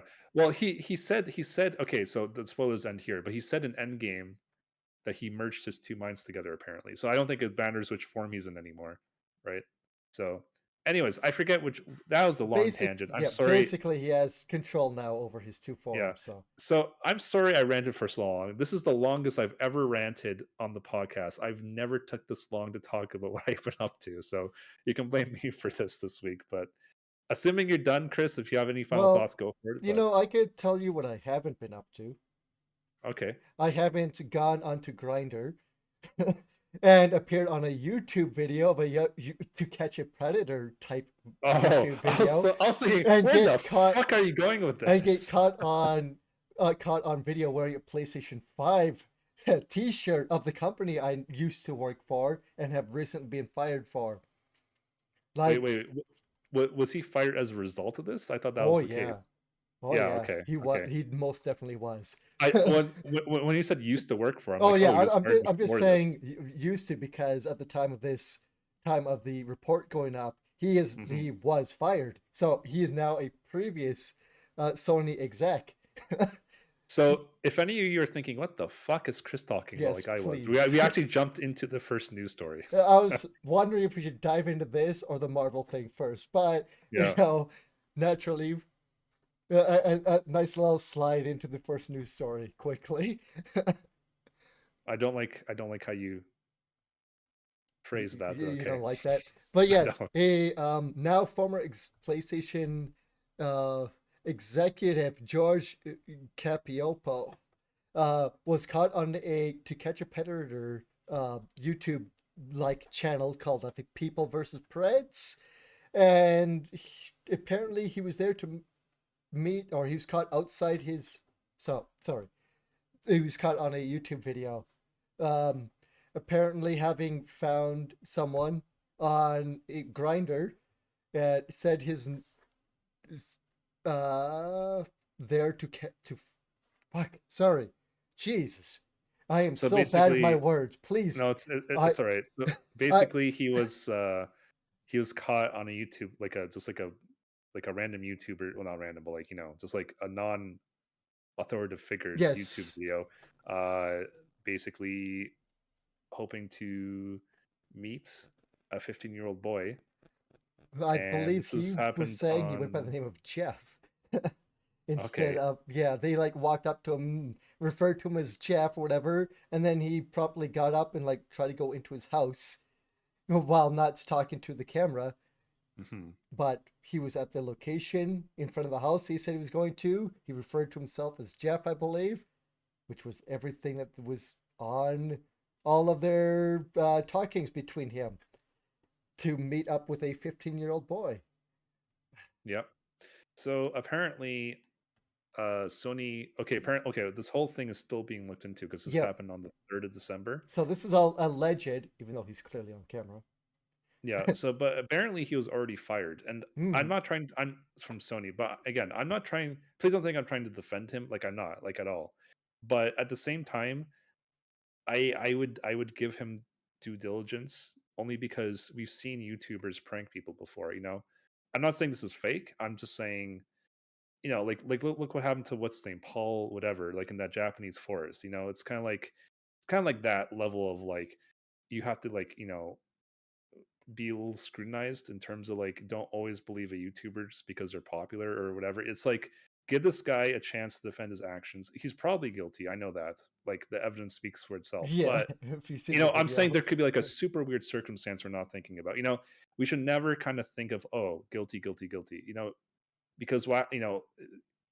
It, again, I'm not trying to defend him. I'm just saying like this is fucking terrible, and hopefully Sony didn't fire him before they found out all the facts. But if all the facts are like all in order and they all look correct, then yeah, fire that Well, asshole. in a lot of cases, for other than if there was a mistake, right? In a lot of cases, if they fired someone promptly as fast as they did, it usually means people knew things were up. Okay. Well, I mean, I'm again, not saying that because we don't have any proof of that. It's just you know, usually when a company goes, "All right, he's gone," immediately it's because either people didn't like him or people knew stuff was going on, and now right. they have an Like excuse to get rid of look at I'm not him. sure, like I don't particularly follow this YouTuber, but like I know Neither of do him. I. Pro Jared. Oh, Pro He Jared, yeah. Yeah, so he actually went off of YouTube for like a year because his, I don't know, his girlfriend or wife or whatever had false accusations and everyone believed her, and he wasn't able to prove his innocence until like a year later. Now he's back on YouTube doing his thing, but he couldn't do his work, his YouTube thing for a whole year because people believed his wife, even though she ended up being the one who was lying, and Mm, everyone assumed he made, and this is something I've always agreed with. He made a YouTube video addressing this, and he's like, you know what? Don't jump on people just because you think they're guilty. Wait until all the facts are out. And I couldn't agree with him more. That's all I'm trying to say for the situation. So I yeah. hope people aren't trying to think I'm defending him. I'm not. I'm just saying, especially as a YouTuber, don't take that as like hardcore evidence, Mm, because it's mm. not most of the time. Again, we saw his face, sure, but like, there's again, I'm not trying to look for excuses, but they say there's like 6 of you in the world, or that look exactly like you. Yeah. That's I mean, that's one possibility. Another possibility is this video could have been edited and he could have been set up to look back on. There's other possibilities. But if he got fired and Sony's sure about this, then yeah, yeah. I fucking mean, it is being looked at from by the San Diego police for internet crimes against children, police force. So they'll yes, be that's good. obviously looking into it. Uh, we'll see what comes of this. So I just found this and was like, wow, okay, that's that's that's heavy. That's pretty big. I don't have much else other than we'll probably hear an update on this. If not, I mean, he was fired for this. It just seems suspect that they got rid of him right quick. So usually that, to me, it says someone might have known something was going on. No proof though. And I'm sure you Yeah. won't get an update other than we fired him because of the video. And if he gets reinstated, they'll have an apology to Hmm. him, or if or whatever. But I did not see this video. I saw a video of another person who got fired. That was part of, I think it was Nvidia, and this would happen like a few months ago. So kind of the same type of video. And if this video was the same, they kind of like these guys' YouTube video kind of goes through the entire, um, you know, chat history with the person. Then they go to meet them and catch them with GoPro at the location and try to talk to them. And of course, the people leave or are caught and they try to leave. Like no one's gonna stick around for that, right? But that person was also fired from Nvidia and whatever. So I don't know what came of that in terms of like police actions, but yeah, these things happen. I don't know how many people this YouTube channel has apparently caught, but I mean, it is a YouTube channel and not an actual authority. It's not like Yes. Chris Hansen having the actual police. I believe he had police force with him eventually to catch these guys. But yeah, it's doesn't look good for No. George. And the fact that at least a couple different authoritative figures, like you said, like the pedophilia unit or whatever it is, and Yeah, the regular police are looking into it, then that's good because then it's in the right hands, not the hands of. I appreciate what the YouTuber did to find the evidence, but after that, it should go to the proper authorities just to make sure due diligence is being done, and it looks like it is. So yeah, I'm sure he's guilty. We'll probably hear back. yeah. We don't know what kind of work is being done on the police's task force to find these people in general, but I'm sure that a lot of this will be looked into legally now through the police force. But yeah, thought we dive into that. Just whoop. Yep, pretty Ugh. much. Well, Chris, I guess since you mentioned it already, we should jump into the story about the Marvel MMO coming out, or at least being worked on. Yeah, this was like So came. This news came out about a month-ish ago. Now yeah, we just yeah, forgot to bring it up with all the other news stories. we did. I'm actually a little surprised. I forget because I'm the one who kind of found this. I'm Yeah, like, and oh, I want to talk about I this. think we kind of wanted to talk about this based on us having put at least a little bit of time into the other two games these guys worked on. Yes, yes. So, uh, so they're coming out with a new Marvel MMO, and by they, it's the devs who have made more recently DC Universe Online, which is actually doing very well. I think it's like in its close to 10 year. I could be wrong, It's but like still probably close up. to 10 years. It's still up, dude. Wow, And also they made in the past City of Heroes, which I again, love. now it's gone, but there are people who have like unofficial servers up. And yeah, me and Chris, we played this for a month or two just for fun, like not really hardcore. Yeah. And this game just like, so you used to be able to make like any superhero like customization, like which powers you want, what do you want them to look like, Hmm. how tall, how skinny. We literally made, the two of us, I think your brother was included, so the three of us made like like a Power Ranger group. Yeah, we were the And Hero Rangers. literally we just like, it was just like only like three of us, so like we just like you could strike like a heroic pose in town, like kind of like, like this, and we all did like this sort of pose. I remember it. I think I was a Red Ranger, and I Oh, was like the big buff tank. Like I made like a tank, mhm. like the guy who takes damage I in was the group Pink setting. Ranger. Yes, I think you're a healer if I recall Yeah, correctly. and I had a bow as my weapon. Yes, and I had the sword as my weapon for the Red Ranger, and then I forget what your brother did. But the funny thing Well, about we this, also had a bunch of people, and they saw us posing. yes, Go, I was about what? to say that. Okay. They saw the three of us are like, oh my god! So they made literally new characters to stand with us. So we had the whole Power Ranger array. Plus a I'm bunch of like, others. this is We had black and blue and purple. yes, We had silver rangers, gold rangers. Just everyone trying to figure out what our loadout was for our characters. And we had a whole team with us, and we rolled through the game for a little while, just having fun with people. yes. Just It doing. was one of the most amazing game experiences, unexpected ones I've ever had in my life. It was fucking amazing to have that. I really love that. My issue with the DC one is I went to go play that and going, their character customization is nowhere near as good as Zero No, Heroes and Villains. I no. liked Zero. Jeez, I gotta speak proper. I love City of Heroes and Villains just for the fact of how much customization you could do for how your character looked and moved. I'm like, this is so awesome. And then I went to go play DCU and I went, I could be knockoff Batman number 242. Pretty Awesome. much. And I felt the customization lacking. Now, yes, they don't want you to play as Superman, they don't want you to be a Batman, but the customization lacked so much. They had so many assets they could have used or tweaked from City of Heroes and Villains and just Hmm. moved them over because they were shutting down Heroes and Villains because of the DC game, I believe, right? I think. But yeah, they could have Um, reused a lot of assets. I don't know why it got shut down. I thought there was a legal reason I why, believe but I so, but I'm pretty sure they could have still used a lot of those assets. yeah, but anyways, oh by the way, I just looked it up, and DC Online launched in January 11th, 2011. So it'll be 11 years coming up in a few days. Well, in Oof, like a couple of like weeks, pretty let's say close. Wow. 2 or 3 weeks. Yeah. I didn't think it So was yeah, still up. I thought it went. it's still up, man. It's still up. They're still releasing new content. Wow, I didn't know that. Yeah.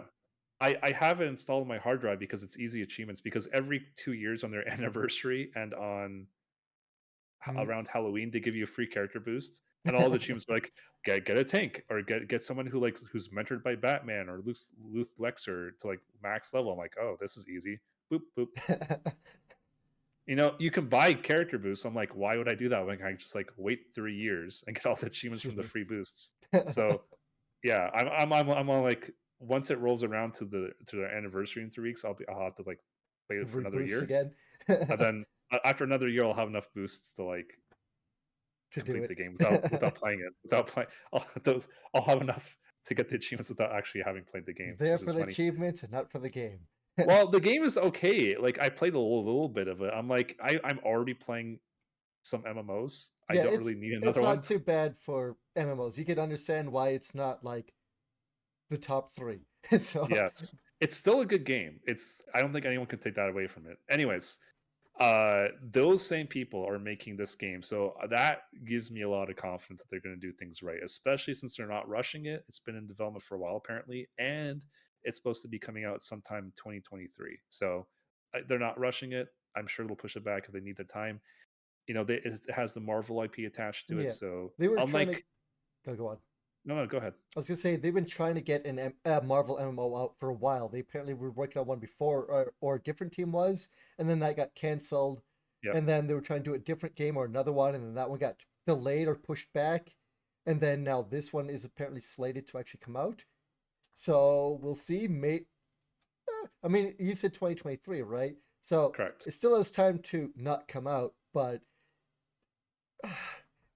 the one that they pushed back or delayed was supposed to be coming out was supposed to have come out around the time that like when Marvel's Avengers was coming out, like the movies. So that would have been prime time to get these out. I don't know Yes. why they delayed them. Maybe there was big issues with it or whatever, but I think it's a little late. But if they're bringing that out in time for the new push for the Marvel stuff, maybe they'll catch that train.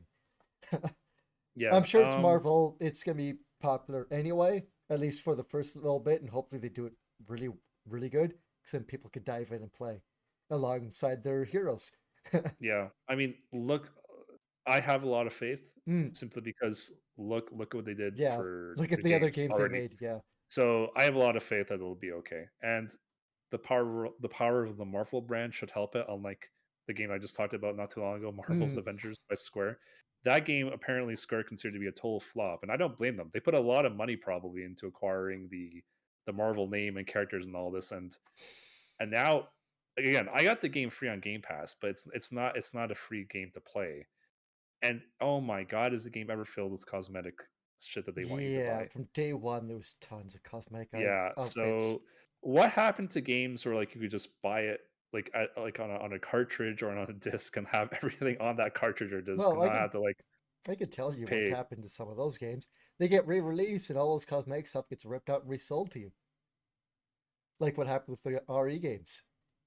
Is that what RE's happened with those RE games? Oh my 0, god. 1, 2, and I believe 3. Remember how you used to get the costumes for beating the game and Yes. getting certain Yes. certain ranks? Yes. Those costumes got ripped out and sold to you as DLC. I did not know I that. can no That's longer do RE Rebecca. 0 and get Rebecca Chambers in her medic I knew outfit. it.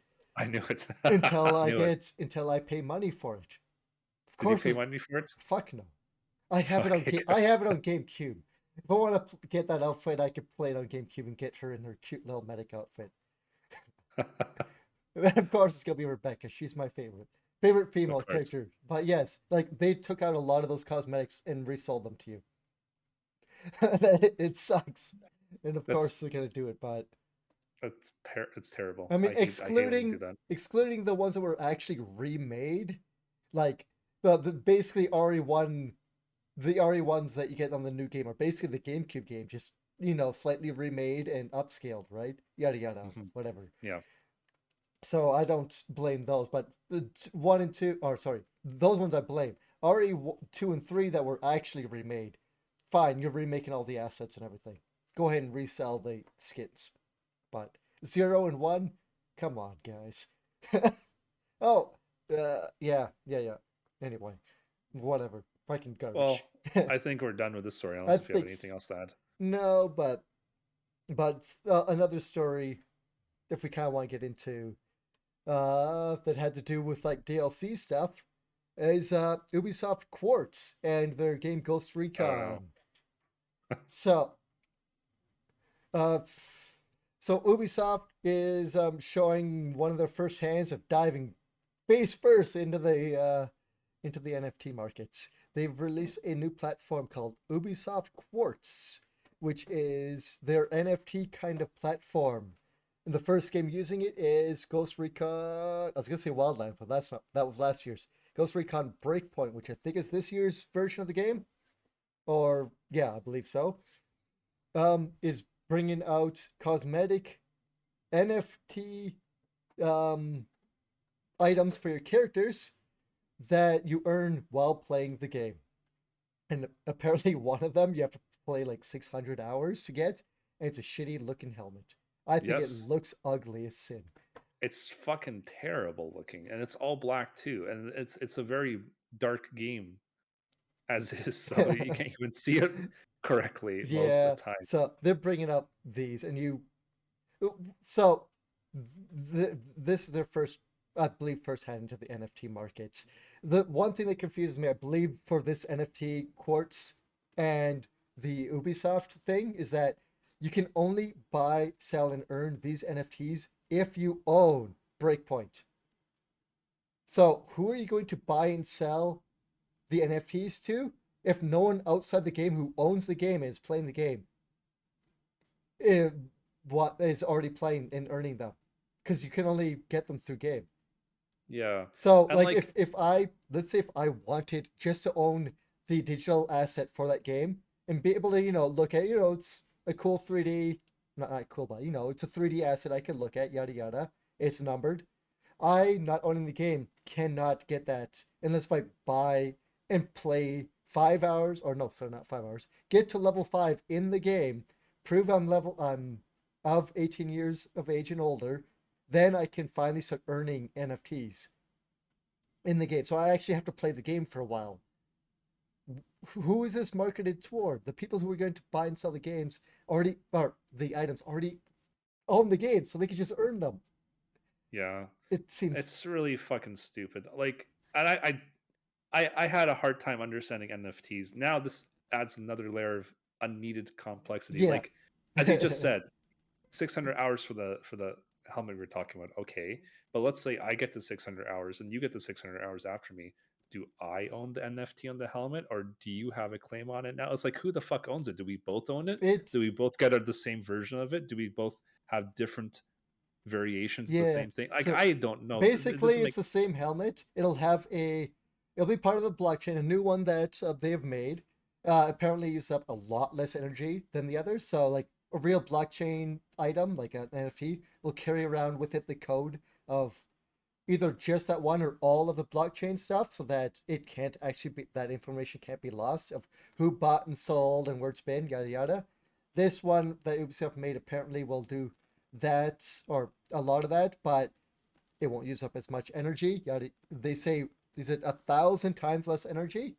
So if it actually does that, fine, that's cool, right? Each item is going to be digitally stamped with the code. The actual NFT item, like the 3D product, and in game, I believe will have a code on the back to show you what number it is. So, because each NFT is supposed to be limited, so that if this was to be a thing they continued for the next year or two, when for this game's life cycle, they'll keep hopefully bringing up more stuff for people who like these, right? But I don't see what you're going to use them for. There's no reason to attach these to NFTs. There's absolutely no reason. They could have just made a digital marketplace for the buying and selling of the 3D item and the in-game and out-of-game without it being attached to an NFT. They could have just attached it to their new store that allowed you to view these 3D items. Because that's basically what you're paying for, is an in-game item, which you can also view in and out of the store. There's no reason for it to be attached to an NFT. Absolutely no reason. That's so strange. And then They're jumping also, on it because it's the new fad, and yes, people don't like loot crates, and they dove face first into loot crates as well, and people didn't mhm. like it. And now it's NFTs, so people are diving. They're diving straight into that, into the new fads. People had such a pushback against loot crates. That's what this feels like. Ubisoft has, as you said, they've always been one of the first, To well, dive not the to first, but one of the first to dive into. Remember when the season, not season pass, the uh, $10, like, the fuck, online pass. yeah, online pass. Thank you. Yeah, Like, that there used to be a garbage. thing like back, like, I don't know, like in the Xbox 360 or PS3 era, Yep. around that time, where people didn't like, businesses like GameStop existing with the used game market. So they're like, okay, fuck this. We're gonna punish people for buying used games. So if you bought a new game, it came with a free pass. It's like, hey, you can either actually play online with this code, or here's some new items like in Dragon Age that they actually give you really good fucking items. Like they give you like a new area on the map. It's Mm. like your base. You have like a dog, or maybe not. Maybe I'm confusing the games. But Anyway. anyways, you had a dog. You have some like extra XP, or stuff like that. This is actually really fucking good. If you're buying the game for new anyways, Mm. you're getting some really good fucking items. But if you bought it used, let's say you, I don't know, a multiplayer game that they made, oh, you're not allowed to play online. You want to play online? Give us $10 Yeah. because you didn't buy it new. The You didn't buy it from garbage us on directly. extra online So pass you had to pay for. so Fucking I'm saying all this because Ubisoft was like not the first, but like the second or third, I think, adopter of this. So it doesn't surprise me because apparently the CEO of Ubisoft, Yves Guillemot, I hope I said his he's name correctly. Guillermo, I believe. Guillemot. Okay, thank you. Yeah, it's I knew it was French, so I know how to say it, or It's pronounce it. it's something I'm sure I got it wrong too. It's something like that. So yeah, apparently there was an internal memo that he was like praising the NFTs. And that's crazy. As soon as I read this, I'm like, you know what this reminds me of? This has been popping into my YouTube feed lately. South Park did like a two-parter post-COVID special on Paramount Plus, and the first Okay. the first part ends with like, oh, it's like the kids in the future, like it's like the year's like 2050 something, and it's like COVID's still a thing. So like all the kids are adults now, and the first part ends with like an insane asylum, and they show like one door, and the name is like Dr. Kaus, but then Okay. they're like, oh, that's not Chaos, that's Chaos. And Oh Dr. Chaos was Butter's alter ego, and we yeah. never saw adult Butters yet. So the first thing they do in the second part is you see adult Butters, and he's like, you know why they locked him in there? Not because he was crazy at all. That's not the reason. He was in there because he is so good at convincing other people to purchase NFTs that they had to lock him away for everyone else's safety. So throughout the whole episode, he's like preaching that, like he has like charts and everything. He's like, NFTs are so good, and here's why. I thought that was fucking hilarious. I did not catch that. That is awesome.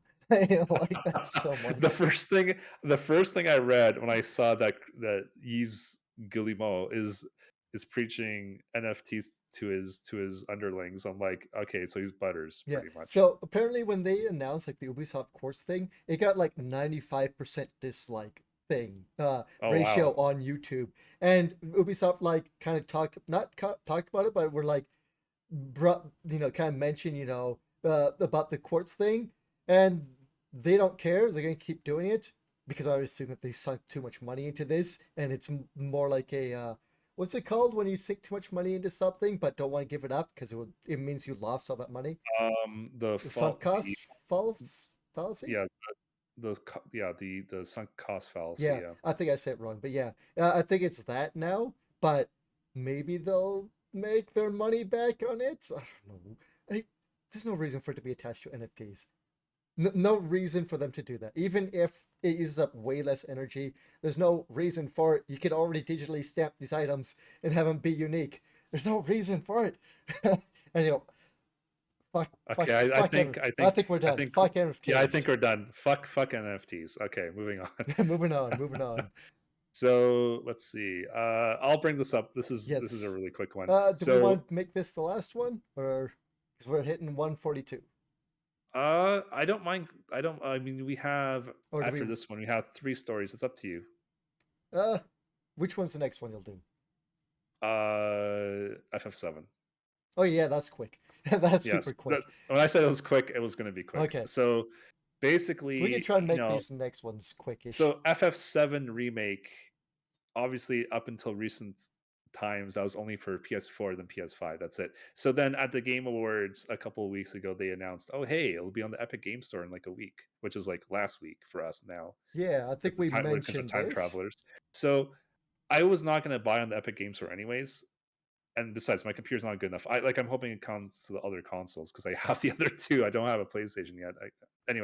Anyways, so on the Epic Game Store, it was a really fucking big mess because when people purchased it, they found out that for some fucked up reason, and there's good evidence for the reason, but apparently they upload the debug build for Final Fantasy VII Remake on the Epic Game Store, not the regular version of the game, the debug Yeah, version. not the So in gold case, master that was supposed to be yeah, released.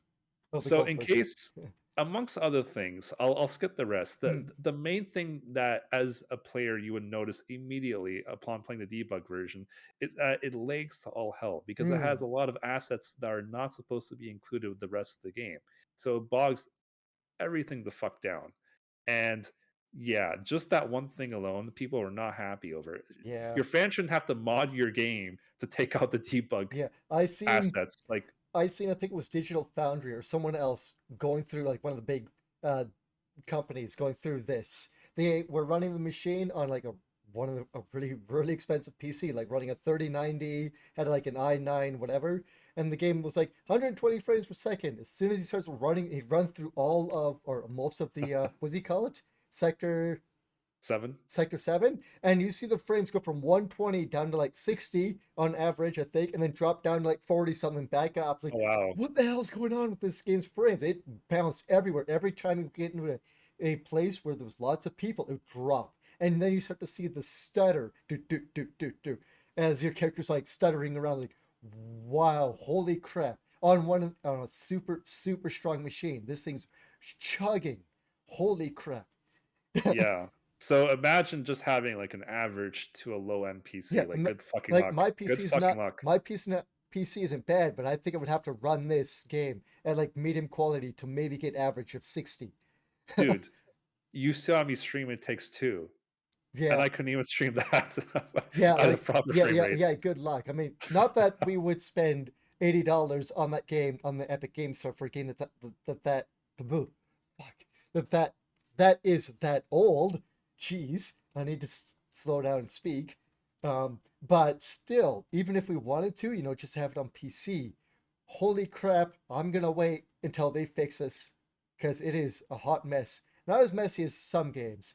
And Square is not the best when it comes to PC ports. No, They they're still terrible. they're still not good at it.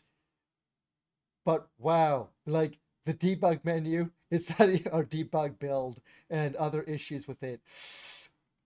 Yeah, wait guys, just wait. Square is, as you said, they're to my knowledge, they're the absolute worst when it comes to PC ports. Yeah, Like, they're pretty they bad. always have issues of some sort. Like Always. but worse as in compared to other AAA devs. There are some lesser, some A devs or indie devs, whatever, that really some pretty messy crap, or who end up screwing up on their port, right? But for being a big AAA company, they're PC ports are usually not so great. Garbage.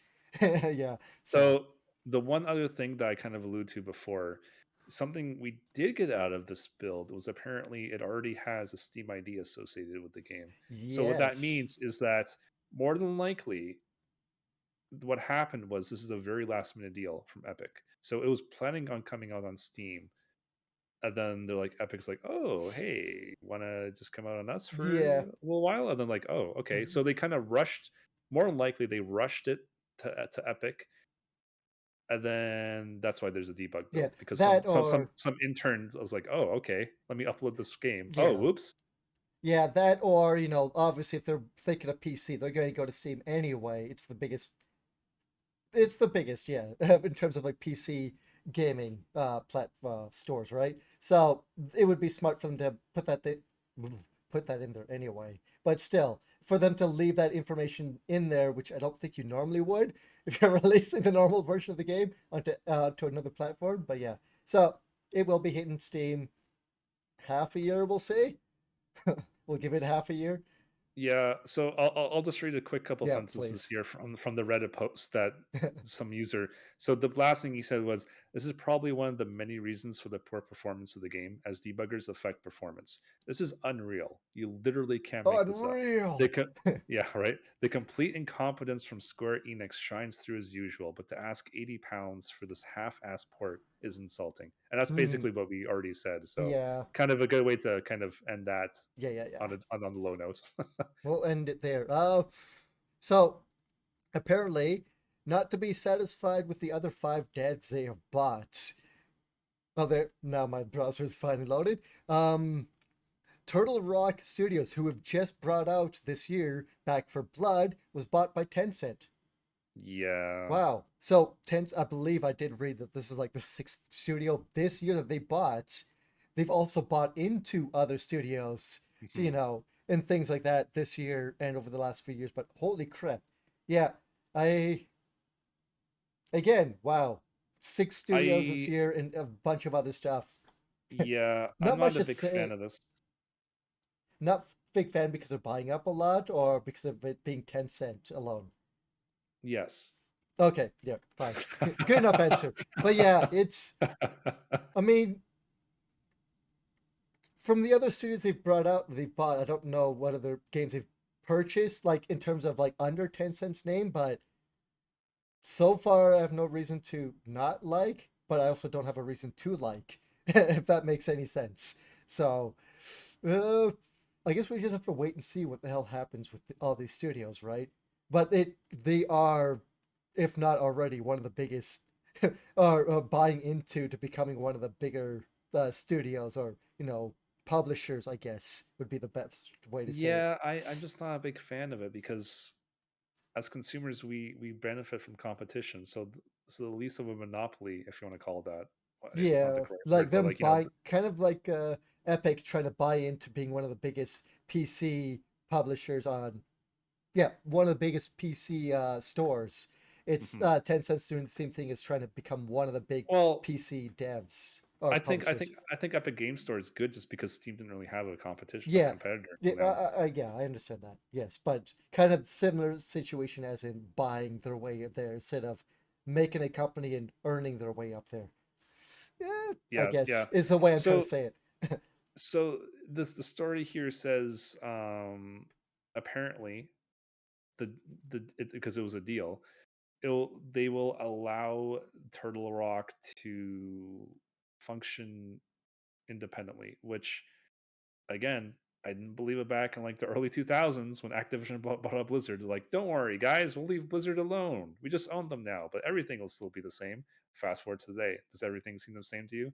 No, Not quite. to the point of a lot of the founders of Blizzard have left the company have already formed their own studios, right? Yeah. This has happened. This has happened. What's his name? Not Bill Roper. Shit. Who's the other person I'm thinking of? Mike Morheim. He Yeah, he okay. he Yeah. he left Blizzard in the last year or two, I think it was. And yeah, because he gave his power to J. Allen Brack. So Mm, mhm. when he when so remember how we were talking about in the previous episode that they kept reducing the amount of power. It went from like CEO to president to co-leaders for Blizzard. Yeah. The CEO was Mike Morhaime. When he left, J. Allen Brack was the president. But anyways, we're not going to talk about that Yeah, again. But like yeah, Mike Morhaime left Blizzard and now he formed his own indie studio. yeah. So that goes to show you, does everything seem the same? No. No. It might not seem evident at first or at all, but I have my suspicions that there's I still going to mean, be influence. yeah, I mean, influence, fine, but we'll see how much influence they have. Because Sega, I know it's not Tencent, but Sega bought SMT, Persona devs, Okay. and they've pretty much stayed out of their way in a way. So hopefully that happens with these other devs that they're picking up and say this to. So like, Hmm. one of the things they said was that the Turtle Rocket said is this should not or will not affect us doing the updates and stuff like that for their last game there. I just mentioned it, Back for Blood. So like hopefully it's not gonna be them going, well, you now have to, abandon this game and work on these, or you can only work on stuff for this console for this game, yada yada. They're supposed to be considered more independent and continue the stuff as they do already. Just now Tencent owns them and they answer to them. We'll see how well that goes for all these companies that this is happening to. It could be good, and it could also be bad. It's too early to know with all the companies they've been buying up to know Yeah. where how good or bad it will be. It's just they're throwing around a lot of money to make to in the gaming space. But yeah, Yeah. that's really all I It's gotta say. and maybe I'm a little biased from what I'm about to say. That Go ahead. granted, but like I wasn't I wasn't okay, I wasn't not a fan of Microsoft buying like Bethesda or all these other companies because so far Microsoft has been good guy when it comes to the rest of them. But I do understand how it sucks for like exclusives and all that. Like Mm-hmm. I can't play the Spider-Man games because they're only on PlayStation. I want to, but I can't. So I completely understand. But to me, the difference between not Blizzard, sorry, Microsoft and like Tencent is that we know a lot about Microsoft. They've kind of shown their hand with Game Pass, Mm-hmm. and just because they bought Bethesda doesn't mean it's locked onto Xbox. It's locked on the Game Pass, if anything, and you can get Game Pass anywhere that they allow it. Mm. So Whereas I Tencent's think, been up and down in terms of what they've been doing. yeah, Tencent, especially because again, they are a Chinese conglomerate, but we don't know why they're doing this because originally, or Other I than think other than originally, money reasons. well, yeah, like Yeah. originally we didn't know anything about Tencent, but then they start buying game companies of all things. Now they're that's what they're known for mostly, at Yeah. least in this part of the world. So I'm sure they existed before they started doing this. So I think they were big in the mobile market, like huge, and then started moving into the AAA gaming space or the console/PC gaming space, and now where we are now. yeah, it's Uh, just weird that they're reaching their hands into the Western market. yeah, I I think find they that just see really a lot of weird. money in it, but it's really early-ish to see how much influence they're gonna have. I think. I don't think a lot of games have personally come out, at least for console gaming and PC gaming, for them. But we'll see. We will definitely see. I'm about them. you know, I think a lot of Mhm. people are. A lot of people are also against them because of how they're approaching it, or just based on the fact it's Tencent and they're what they've been doing. Them being associated with the Chinese market or China in general. So we'll see. Yeah, I mean, China's been really aggressive, at least in Canada. Again, we're not going to get too political. I'm just stating facts. Up until recently, we had the case of the two Michaels. Chris, have you heard about this? I have not. I stay out of like a lot Okay, of politics yeah. stuff in So general, basically, if I can. the I think the daughter, the vice or the president of Huawei. I don't know how to say the phone name, the Huawei, brand. Huawei, yeah, okay. Huawei, yeah. Uh, So she was kind of so the U.S. kind of put an order for her arrest 2 or 3 years ago, and she was in Oh, Canada at the time, and she was arrested. She was like house arrested in Vancouver.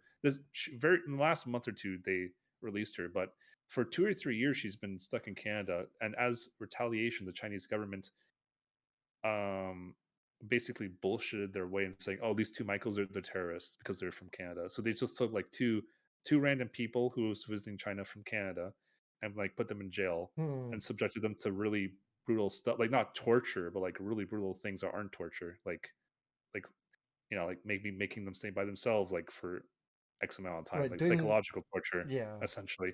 So yeah, and then as soon as we released the woman here, they released them, yeah, and they said several times that, oh, this has nothing to do with you with her. We want her released, of course. Screw you guys for having kept her there. This but yeah, this has nothing to do with that. And then as soon as we release her, they release them like within like 24 or 48 yeah. hours. This is the After things. 2 or 3 years, after 2 or 3 years, you're telling me that the stars aligned and they got released at the same Yeah, time. I don't well, think so. Winnie the Pooh over there tends to make up a lot of bullshit.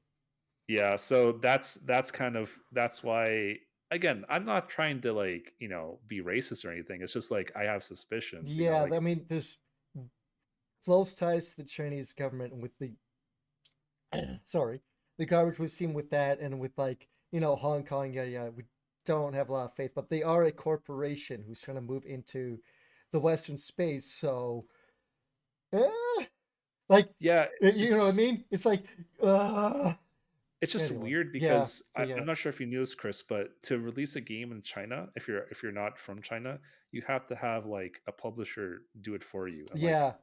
But you have to have a so Chinese it's publisher do it for you. Yeah, yes, that's just it's Chinese law for that. yeah. So So, it's strange that they're like disregarding that because the Chinese market is the biggest market. Like, look what happened with yeah, Activision Blizzard, or it's the whole Blitzchung situation, free Hong Kong, yeah. I something of mean, our time. I what forget, a right? sixth Remember of that? the Earth's population in Yes, China. Like, yes. And Blizzard didn't go. They kind of stuck to his ban, despite yeah, saying free Hong Kong, because they didn't want to piss off the China market, because yeah, that yeah, was their yeah. biggest moneymaker. So No why skeletons in why Diablo 3. yeah, Or why would they kind of not give it up, but why would they focus their efforts on the West so much? That's why I'm saying I have my suspicions. Like why are you oh, ignoring your excuse me. biggest market that's local to you to come here? Yeah, Like, yeah, yeah. It's we'll see what happens. Maybe it's just a way to try and get more bigger games into China, but then that means I'll have to change certain things. yeah, We'll no blood, no skeletons. yeah, we'll have to see in the end what actually happens. Because I mean, not that taking out skeletons out of games is bad. I love skeletons in games personally. I love them, Who's your but favorite skeleton? There's only one right oh answer. There's only God, one right I think answer. it's hanging in the skeleton from Dark Souls. Incorrect. The It's correct not answer, Sans. it's Skeletor. Fuck, I forgot about Skeletor. I was gonna say there's only one right answer. You can't say it's not Skeletor, I Chris. forgot about You can't say it. Skeletor. You can't say it. I love Skeletor so You much. you know I'm right. Oh, I thought we were talking specifically only video games. That's why I went in No. hang in the skeleton. If you've ever seen that meme, I'm sure I don't you even have. know what that is, actually. Uh, just a quick. There's a skeleton hanging off one of the sides of like a cliff in Dark Souls, and people run up there and Oh. lay a message that says "Hang in there, skeleton." That's amazing. Yeah, I didn't. Oh, okay. it is amazing. I'm sure if whenever you get around to playing Dark Souls, you will see it. Well, I And played the first one. I don't know if it's in the first one or in the second one or whatever, because it has to do with the signs you can lay down, Okay, and so it has to do with what you can say in those. But yeah, right. it was one of the first memes I've seen for for the signs you can have in Dark Souls, and everyone upvotes it because it's the meme. The only meme in the first game was, when you get to on Orlando or whatever it's called, like the big floating city in the sky, Mhm. and then you meet like Okay, so you've seen the that one. ruler, and she's like lying her side, and she's like very like you can see a lot of her Very cleavage. yeah, very big in the Yeah, chest. something like big. Amazing chest ahead Yeah, that's is what it. they put. That's it. That's it. So like in the game, there's different words you can make sentences. The chest is like literally like a chest, like a treasure chest. So like people put like amazing chest head. I'm like, what Yeah, okay, that's I found yeah. that fucking hilarious. That one's one of the best ones. Amazing That's chest ahead, that's and it's that's leading that's to the her. yes. So yeah, I Anyways, love that one is good. Yeah, yeah. I think we're done with this, right? I think we're done. We got nothing else to say. Do you want to Well, do the there's others? a We're couple. on 2 hours. Yeah, let's just power through them, I guess. Why not? Okay. Okay. The Bungie's HR head. We'll jump into that one. As soon as my page loads, there we go. Bungie's HR head steps down from her position. Sorry. yes, her. Yes, Yes, sorry. it's I her. when It's I her. read through this, I was confused if it was her or him because I thought I misread something, so it confused my brain. Sorry about that. But yes, she stepped down from her position because there has been reports recently and in the past of Bungie having um, reports of abuse and sexual. Well, the same stuff that's been going on in the games industry that we've been reporting on, other places have been reporting on for years. Just all of that. She stepped down, basically stating that for this to change, there needs to be a fresh head in the HR department and that. And the only way she believes that this will get done is for her stepping down, getting rid of people who were there who've been allowing this to happen in the past. Even though she has reported uh, abusers in the past, she wants a clean slate for everyone who's working at the company, and this is the best way she thinks it will happen. Is getting a Yeah. fresh person in position. I wish it could happen at Activision Blizzard. Still hasn't happened. The So HR head is still there. Anyway, there's there's a quote I want to read that she said, yes, and I please. think so. Yeah, she's so despite her doing, and okay, this has like been a really common thread in recent news. Like even outside of Activision Blizzard, Mm. it seems like the HR departments are useless. Like, but this one is the opposite in It terms of seems like she the HR. wasn't She, as she useless no, or useless at all. So, she tried to do the right thing, and she has always tried to do the right thing, and now she, despite reporting executives at the top for abuse, nothing's been done. So she feels like, well, what's the point of me working here? So a quote is like, she said she's had some deeply challenging interpersonal conflicts, up to including the firing of colleagues for quote unquote performance bad behavior and for discrimination, racism, and sexual harassment, which mm. is bullshit, obviously, because, well, anyways, Well, she may she have also gotten said, them, she may have reported them in that, or they may have been gotten rid of, but it doesn't seem to have changed things. yeah, like, and then she also says, I'm proud to work of the work I did at this company. I believe, okay, sorry, that's not the correct quote. Sorry, I read the wrong quote.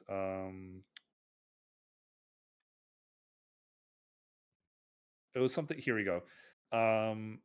So basically, she also quoted her just basically telling her story about she singled out abuse she had suffered from a man, an executive, and someone I thought was my friend at Bungie, which resulted in Bungie firing him. So um, that was one of her experiences. So apparently that was done for her. But then like she's had other situations where she feels the opposite. She feels powerless. So it's kind of like, you know Mm, what I mean? Like, yeah, they'll fire the person who doesn't matter, but well, everyone matters. But you know, like the person near the bottom is what I meant to say. But like the person near the top, well, you know, we can't fire them yeah. now. You know, Or like, it's like, because it was being done to her, so they decided to do something about it. But when employees complain, the higher ups up above her just go, "Yeah, it didn't happen," or whatever. yeah, that as well. That's what That it as well. almost seems like. The person Mhm. we're talking about, which I skipped on the name, sorry about that, was uh, Gail DeHundit. I'm, Gail, jeez, I'm so bad at saying it's names. let me try Yes, my hand at this. please. Gail Taunt, I believe, because Okay. Yeah, it's the same. I'm bad with names. Sorry. Dehant, I think, is how you say the last name. I Dehant. think so. Sorry if we're butchering the name. I think the D is silent. It's the D or the T is silent. I I don't think they'd both be there. Yes, but sorry. It's not a name I normally see or need to pronounce. No, no, no. It's a very unique last name, that's for sure. But I mean, people get my last name screwed up all the time. Shebang? Yes. How did they They screw that up? these well, it's usually people who are, I'm gonna say this wrong, but who are American or who don't know that who try to say it like how would you like people say it's schedule? Skabang? Yeah, they go ska bang, and they try to say the S C and H all together. instead of saying it shebang, because you would say schedule as schedule. That's how that's said. Yes. Same thing for. I don't think, and I include myself in this. I don't think people say Tuesday correctly. Tuesday or Tuesday? Is there a or is there a Tuesday Tuesday or Tuesday? You know, Yeah, like same thing. people get wrong and they try to say the sch together, so they get skahabang, like Gahabang. well, whatever, like similar to how they like. If you ever listen to a computer say my last name, that's how it says it. He goes skahabang. It doesn't know how to say it properly. Like it's because of the sch. Like it's Yeah, schedule, not schedule. that's true. So I'm I've guilty of. had one person for sure say my last name right, but she was a German teacher. So she read my name right and says that's a nice German last name. Like, yes, Huh. thank you, because it is German. Right, Anyway, right. whatever. I understand people not being able to pronounce my last name right, and I just kind of laugh because I've heard it all the time. I've heard people mispronounce it a lot. So I'm sorry if I Thing said your is, last name wrong. she has like an apostrophe on her name. Like so you don't like shebang is like an English word, not a common English word, but No, it's an English European word. or European Well, name, but yeah, European name, yes, but English word as yeah, well, right? Because every time there's like New Year's or whatever or Canada Day, I send Chris a picture almost every time. There's a Canadian fireworks company. It's called Kaboom. yeah. That's his username. I'm like, man, I have to find one for shebang. I'm sure that's there somewhere. I mean, everyone says the whole shebang all the time. Yes, there you go. See, that's an English word. There you go. Okay. But I believe that's spelled differently. Anyway, whatever. It uh, so Gail has decided to step down and Yeah. try to get a new person in lead there for part of the HR. So hopefully they get a clean slate in there that will hopefully be taken seriously in that role, and basically also to get rid of any hopefully bad will that people see. Because when you're working at a company, if you're down the totem pole like an employee, and you notice or think that HR isn't doing what they can, you start to not trust HR. Yes. Uh, and so that's one of the reasons why she's stepping down. She wants there to be a clean slate there so that hopefully people will trust the new HR heads. Hmm. So unfortunately, they are leaving. Whether or not it's good, 'cause we don't work there. But apparently things weren't going so well in terms of people addressing the situations or people being taken seriously in terms of allegations. So hopefully Blizzard, not Jesus, Bungie. Hopefully Bungie gets a new HR and things start to be taken better and seriously. Yeah, and honestly, she sounds like a really good person from what I read from her email. And Mm, also, so for someone with an HR background, keep in mind HR people work for the company, obviously. So yes. this is the most she could have done by stepping down. This is the most power move she could have done in terms of helping the other employees out. There's Mm, only her power is only so limited when it comes to people above her. When it comes to fellow employees, and yeah, sure, but again, this is like a power big brain move that she made in terms of not so much her career because she has to look for a new job, but in terms of helping everyone out, this is the most she could have done. So my hat goes off to her. That was a really selfless move, I think. yeah, it is. I think that's it for me on this subject. Yeah. And then our last story, basically, Chris, you found this. I wouldn't have found this myself. So Yeah, apparently, arcades still exist. they do. They That's our story. okay. Thanks They everyone. still Goodbye. exist. Yeah, that's our But story. Okay. unfortunately, one doesn't exist for the time being. It was brutally vandalized. It was a barcade set up, and apparently a disgruntled.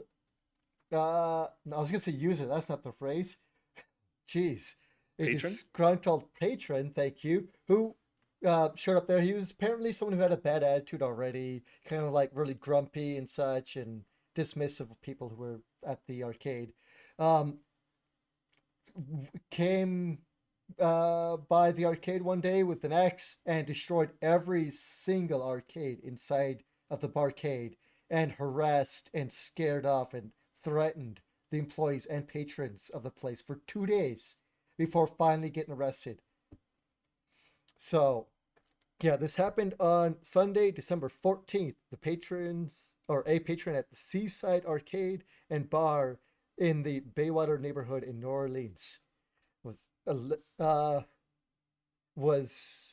decided to take it upon himself to, other than being real crap, he starts placing stickers from gum and I think bananas onto the arcades. And when he was asked to stop doing that, he started screaming and yelling at them, like at the employees.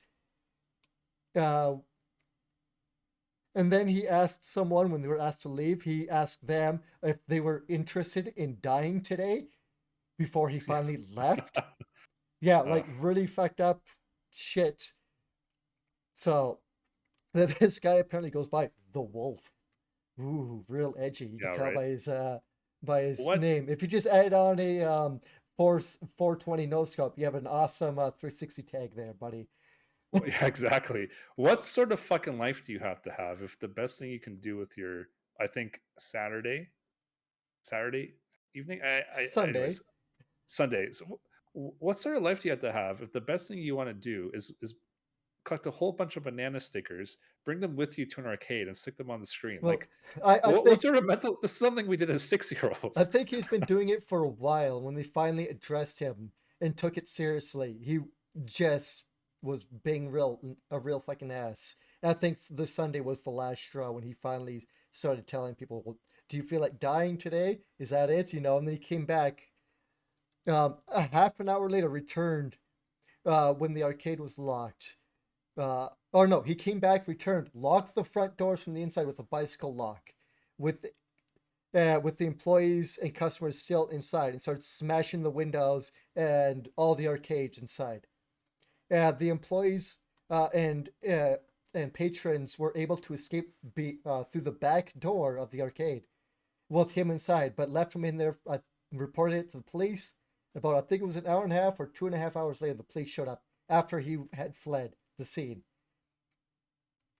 The next day, patrons and the owners had shown up to try and help clean up the mess. Like some of the patrons who frequent the place decided to help, give their time in to help clean up the place, right? Right. And then he showed up again, and I believe they left, and he started smashing. Uh, crap. Sorry. You smashed every monitor, arcade machine, Yes. television window. Apparently, Apparently, the estimate of damages was about $30,000 to $50,000 of damage to everything.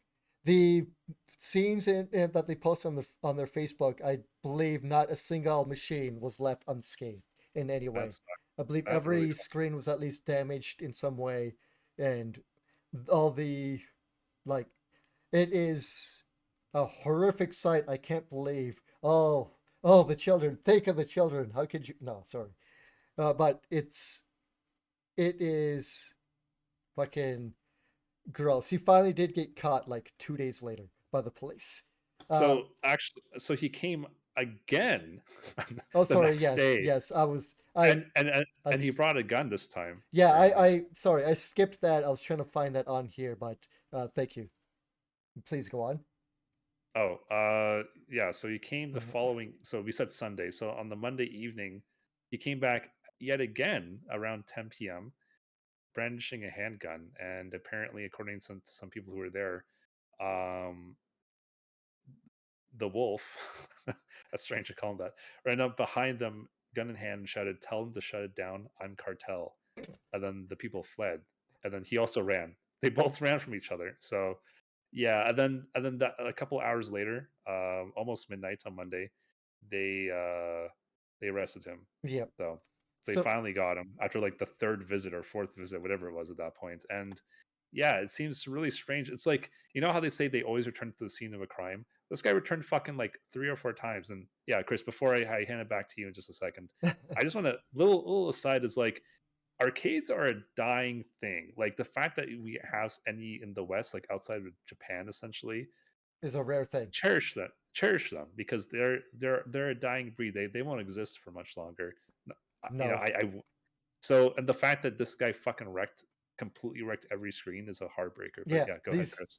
these arcade machines cost like thousands. Some of them could be like tens of thousands of dollars, depending on the arcade, right? Bunch of them could be quite old, like so. Him destroying these, like either these will have to be refurbished or fixed if the components inside aren't damaged. But now they're not. If they were, they're not the original arcades. So that sucks. But yeah, they have set up a other than what they'll be able to get through what the company will be able to get through money when things are damaged. You get money for it back from company insurance. Thank you. Jeez, my brain today. Yeah, well, other than what they get back from insurance to help refund everything here and rebuild, they're setting up a GoFundMe to help pay for the employees who are going to be temporarily unemployed for the time being as they get things set up and hopefully fix them back up and work in order, because this will take a while, I think. So they've got they do have a GoFundMe to help with that as well. But this is really shitty. This is such garbage. I don't think they've been in. I don't think it was a 2018 they got set up in. I believe I read, or it was a little bit earlier than that. So it's only been X amount of years that they've been up and running. And with pandemic and stuff like that, like less people are going to be frequent. Less people are going to frequent these places for the time being. So them being able to be open or in business during the pandemic in general is a miracle, I would say. But still, they were going through it, and now everything's destroyed. They're going to have to fix or replace these machines, which is going to be expensive as hell. This is garbage. Yeah, it fucking sucks. And yeah, like this guy, like going to do this must have, I would assume, have some kind of mental problem or something going on in his life that caused him to just go off the handle with this, because this shouldn't be a normal thing. So hopefully whoever this is gets some help. Well, he's with the cartels. Obviously, he'll be okay, right, Chris? I mean, yeah, he'll be okay financially. I mean, well, I mean that way, but anyways, as I said, the fact that he was fucking collecting banana stickers and brought them all and put them on the screen, I'm like, dude, like that's literally the mental capacity of like a 6-year-old. Like, yeah, what the fuck? Like we all did that when we were 6, not when we were fucking adults. Like, what the hell? Like, yeah. When you're a kid, you don't understand, but when you're older, you think you grow up. But and if you're with the cartel, you telling me you have nothing better to do with your time than to collect banana stickers? Like, really? Shouldn't you be doing something that makes you a lot of money, like banana stickers? Yeah, shouldn't you be? like why? Oh You god, think you'd have a lot this more guy's things on your plate other than exactly busting up like, a wow. sour It kid. must be good to like have every working day off in the cartel. You can afford to collect Yeah, if banana anything, stickers. if he's part of the cartel, he should be looking to set up some kind of security at this I have at it. this barcade. I figured it out, Chris. Oh, They smuggle illegal bananas. That's why he has banana stickers. yeah, that must be it. See, Yes. all right. Funny Well, story. Funny story. It's like a really quick story. When I went out to PAX East a few years ago from Canada, and it was through bus because I had a university test, so I had to miss the first day. So all right. I just had to like quickly get there. And when I crossed the border, they made us all come out the bus and give our backpacks so they could scan everything, all this, right? And I had a couple oranges, and they're like, "Oh, no outside fruit," and they just threw it away. I'm like, "Oh, I was gonna eat that. If I knew you were gonna throw it away, I just would have ate it."